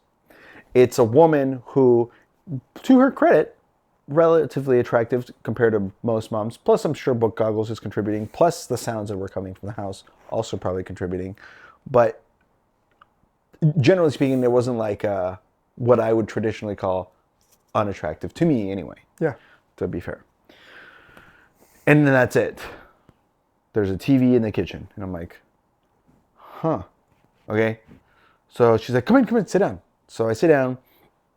For those of you who are just listening, who aren't watching, it's she's sitting in one couch closest to the corner, and I'm sitting on the closest to the corner on the other couch. So we are diagonally sitting across from each other, and she's sitting on a load of pillows. And remind you, this is a fluffy couch. And she's like, okay, I've been meaning to talk to you guys about this. This is something like, I might be like paraphrasing some of what she said, but it was the gist of, I've been waiting for you to come. And in my head, I'm like, I just started in this town, so there's no way that she is talking. I'm not that famous yet. She's no way she's talking about like books. But yeah. So I'm like, what do you mean? She's like, I think that the education system in this town needs an uptick and blah, blah, blah, blah, blah. And I was like, wait, hold on. Wait, hold on. I'm so sorry. Let me just start. I don't think I am who you think I am. I'm selling books. And she's like, what? You're not with the schools? Because remember, the approach was, I'm something education. Yeah. Like it's flustered, right? So. She's also flustered. Oh, dude, it's confusing for everybody. And she's like, oh, what do you mean books? So I take out her slick, the little pamphlet, open it, and I go reach forward to hand it to her. And as I'm reaching forward to hand it, this is important to the story, as I'm reaching forward to hand it to her, she leans forward, and the pillows that she's sitting on, the pressure on those pillows is lifted. The angle of the cushion of the couch changes. And so as the pillows lift and the cushion changes, tilt, and she's reaching forward, out rolls this veiny, triumphant bastard of a dildo. And I mean, this thing is, if it had a race, it was black. I mean, in color, it was skin colored, but I mean, it's the biggest penis I've ever seen in my life. Thing rolls off the couch and with a loud thump goes boom, boom on the ground. And it like almost like jiggles. Like it's like, it just like jiggles on the ground. And I look down and she looks down and I go, oh. And she's like, oh my God. Oh my, she picks it up, shoves it back under the pillows. I'm so sorry. I'm so, I'm like, no. I knocked on your door. You didn't invite me over. I am so sorry. How do you, I've also left this out to other people because the story had to be shorter, but I was just like, how do you do that? It's so big. Like it was so, dude, I couldn't understand. I'm crying. Because this woman is 5'2", maybe 100 pounds if she was soaking wet. Where are you putting that? And this thing was, it had to have been, I mean, we'd ride home as males if we were endowed in this such manner. Like, proportionally, it was just like, no way. And by the way, these are all split seconds. It's not like I'm sitting there 5 minutes going, how? It's within the first count to 10, and all of these things came out. I was like, oh, how? What do you, I can't believe, what do you, I should, what, I came to your house, and at the same time, she's like, oh my God. So like, it's one of those situations where everybody's talking. I can't even it just begin to think about what's going through her head. So it kind of like calms down, and I'm like, I'm so embarrassed. I'm so sorry. She's like, you're embarrassed? Like, I'm so sorry. And I go, like, this is how porno started. What? Hi. Why did you invite me? And she's like, I don't know. I've my kids in school, and I'm like so mad about this education system. And so I'm so like, I'm like, who puts it dude, under pillows? But here's the deal. We've met people in the book field, Throw it in a closet. dude. Throw it out a window. My thought bro. here's my suspicion is she must have been completely butt naked, doing her thing Oh, so comfortably. she was taking time to put clothes on. And so the time that it took for me to like knock and like, but not peek through the door, because again, I was standing 3 foot back. But if I would have been like most door-to-door people, where they're kind of like peeking through the door or whatever, I would have totally seen everything. So like, it's actually lucky that it wasn't like some Vivint guy or some Cutco guy, that it was a Southwestern person that actually didn't see anything, because I'm assuming that's must have, because you're right. If she had been fully clothed, she would have probably like Fucking put it anywhere. anywhere other than under your ass. Yeah, but she must have just been like, oh shit, like what do I do? But fuck it, I'll just throw it in the pillows. Like who's gonna see it there, right? You. Yeah. Gravity. We're all victims of physics, I suppose. But all of that said, after it all calmed down, I was just like, and she explained what she was doing, and I'm like, finally, like, she's like, so wait, I'm sorry, what are you doing again? So I'm like, I'm selling books. So she's like, you're not with the schools. I'm like, no, I'm not. And I'm like, you know what? I'm so sorry. I'm like really embarrassed. I'm just gonna go to next door. And by the way, I'm acting like I'm like embarrassed. To me, this is hilarious. I'm telling you, by the time all this happened, I'm like, this style call is going to be legendary. So, I don't know if I even tried to get a pre-approach. I don't think I needed to, because the house next had like kids' toys in the yard. So it's one of those where it was like, okay, clearly they have kids. And so I left that neighborhood immediately. The funniest part of this story is about 2 weeks later, I come back and I go sit down with this family next door. I knock on I'm like, they have kids. I'm going to just knock on the door. And I get to sit down. They don't buy. That's the same cul-de-sac, right? It's the house right next to her. Yeah. And I mean, again, these are small houses, so it's not like you could throw a baseball at our house from 3 houses away. Yeah. And I sit down with the mom. She doesn't buy. And I go get pre-approach. She goes, don't go to the next door lady. She's kind of weird. But she didn't have a kid. And I was like, oh, okay. What about this place? Like everybody else here, there's like 6 houses. All of them are old. We're the only 2 with kids. But we don't let our kids play with them. And I was like, oh, okay, whatever. I wonder why. I was like, I mean, some parenting. So and I'm not judging her for her parenting. Maybe the other lady was mean, but I don't know. But I'm leaving, and I get back to my car. And at this point, when I get there, nobody's home. But I was like 20, 30 minutes. And again, I was really out of schedule. So like my sit downs would be like half an hour. I'd get fed every once in a while, right? So by the time I'm leaving this house, mom's home, naked lady's home. And she's out in the yard, like, working on her garden, or I think she was cutting some shrubs or something. I don't fucking know. Of course she was. And I'm like, oh, and like, she sees me, and I'm like, hey, and she's like, come here. So I was like, ah. So I like go over, and she's like, hey, I'm so sorry about the other day. And I'm like, it's okay. And she's like, okay, I know you told me you were like doing something with books last time, and I was really confused, and what are you doing again? And so this time I'm like, I realize I actually never give her like a full demo. And again, I'm like, 30 demos somehow. So I pull out the fucking books and she like show her, and she's like, hey, what's the cheapest thing that you got? And I was like, I could have said the Mufus. I could have said the Cook. I was like, these are $120 to the Explorer, and there's $140. She's like, okay, do you take cash? I was like, yeah. So she's like, give me those. I'm like, what's your name? She's like, no. I'll take them. Do you have them on you? And I was a manager, so I had them in my car. I never got her name. That's phenomenal. Nothing. And she goes, just keep this between us, okay? He didn't do that.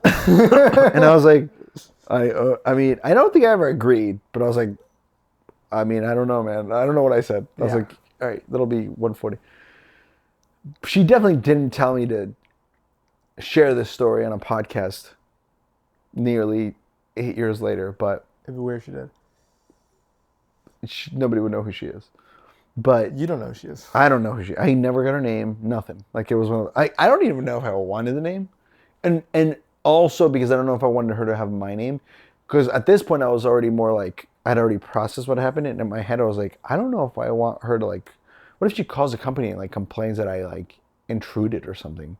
Like it could come off that way, and like, so I was also thinking rationally, like, it's totally cool if she doesn't have my name, but I'll take the units. I'll take the cash. Yeah. No problem. But yeah, of course, that night when I called Danny and I'm like, bro, I didn't get a customer, but I got to tell you what happened today. And that was probably the most ridiculous thing where I'm like, Yeah. in what world would that ever happen to No anybody? world. Like a lot of people have sold books, and I'm sure some of them are into something similar. But I've never heard a story of 250 episodes that had anything similar to that. Crazy. That was crazy. I'll never forget the thump. It was Good. it was like a thump, like Good. like a impressive in a lot of ways. This lady's flexibility. Hoo-ha. There you go. Yeah, just Well, with that, wow. with hoo-ha, On that note, what there's a a great ton more episode. stories. I'm sure I'll tell them over the course of the next 250 episodes. Yeah. So maybe I'll come back for 500. That'd be fun every 250. Every 250, and then we get to 1,000. It could be yeah. Good idea. Yeah. That That's was fun. Andres Gamboa, Planet Tales episode. Your host, my friend. And with that, Yeah. Come to Bisler, everybody. Please. Means a lot. It's fun. and don't keep your dildos in your pillows. Have a good one, ladies and gentlemen. Bye.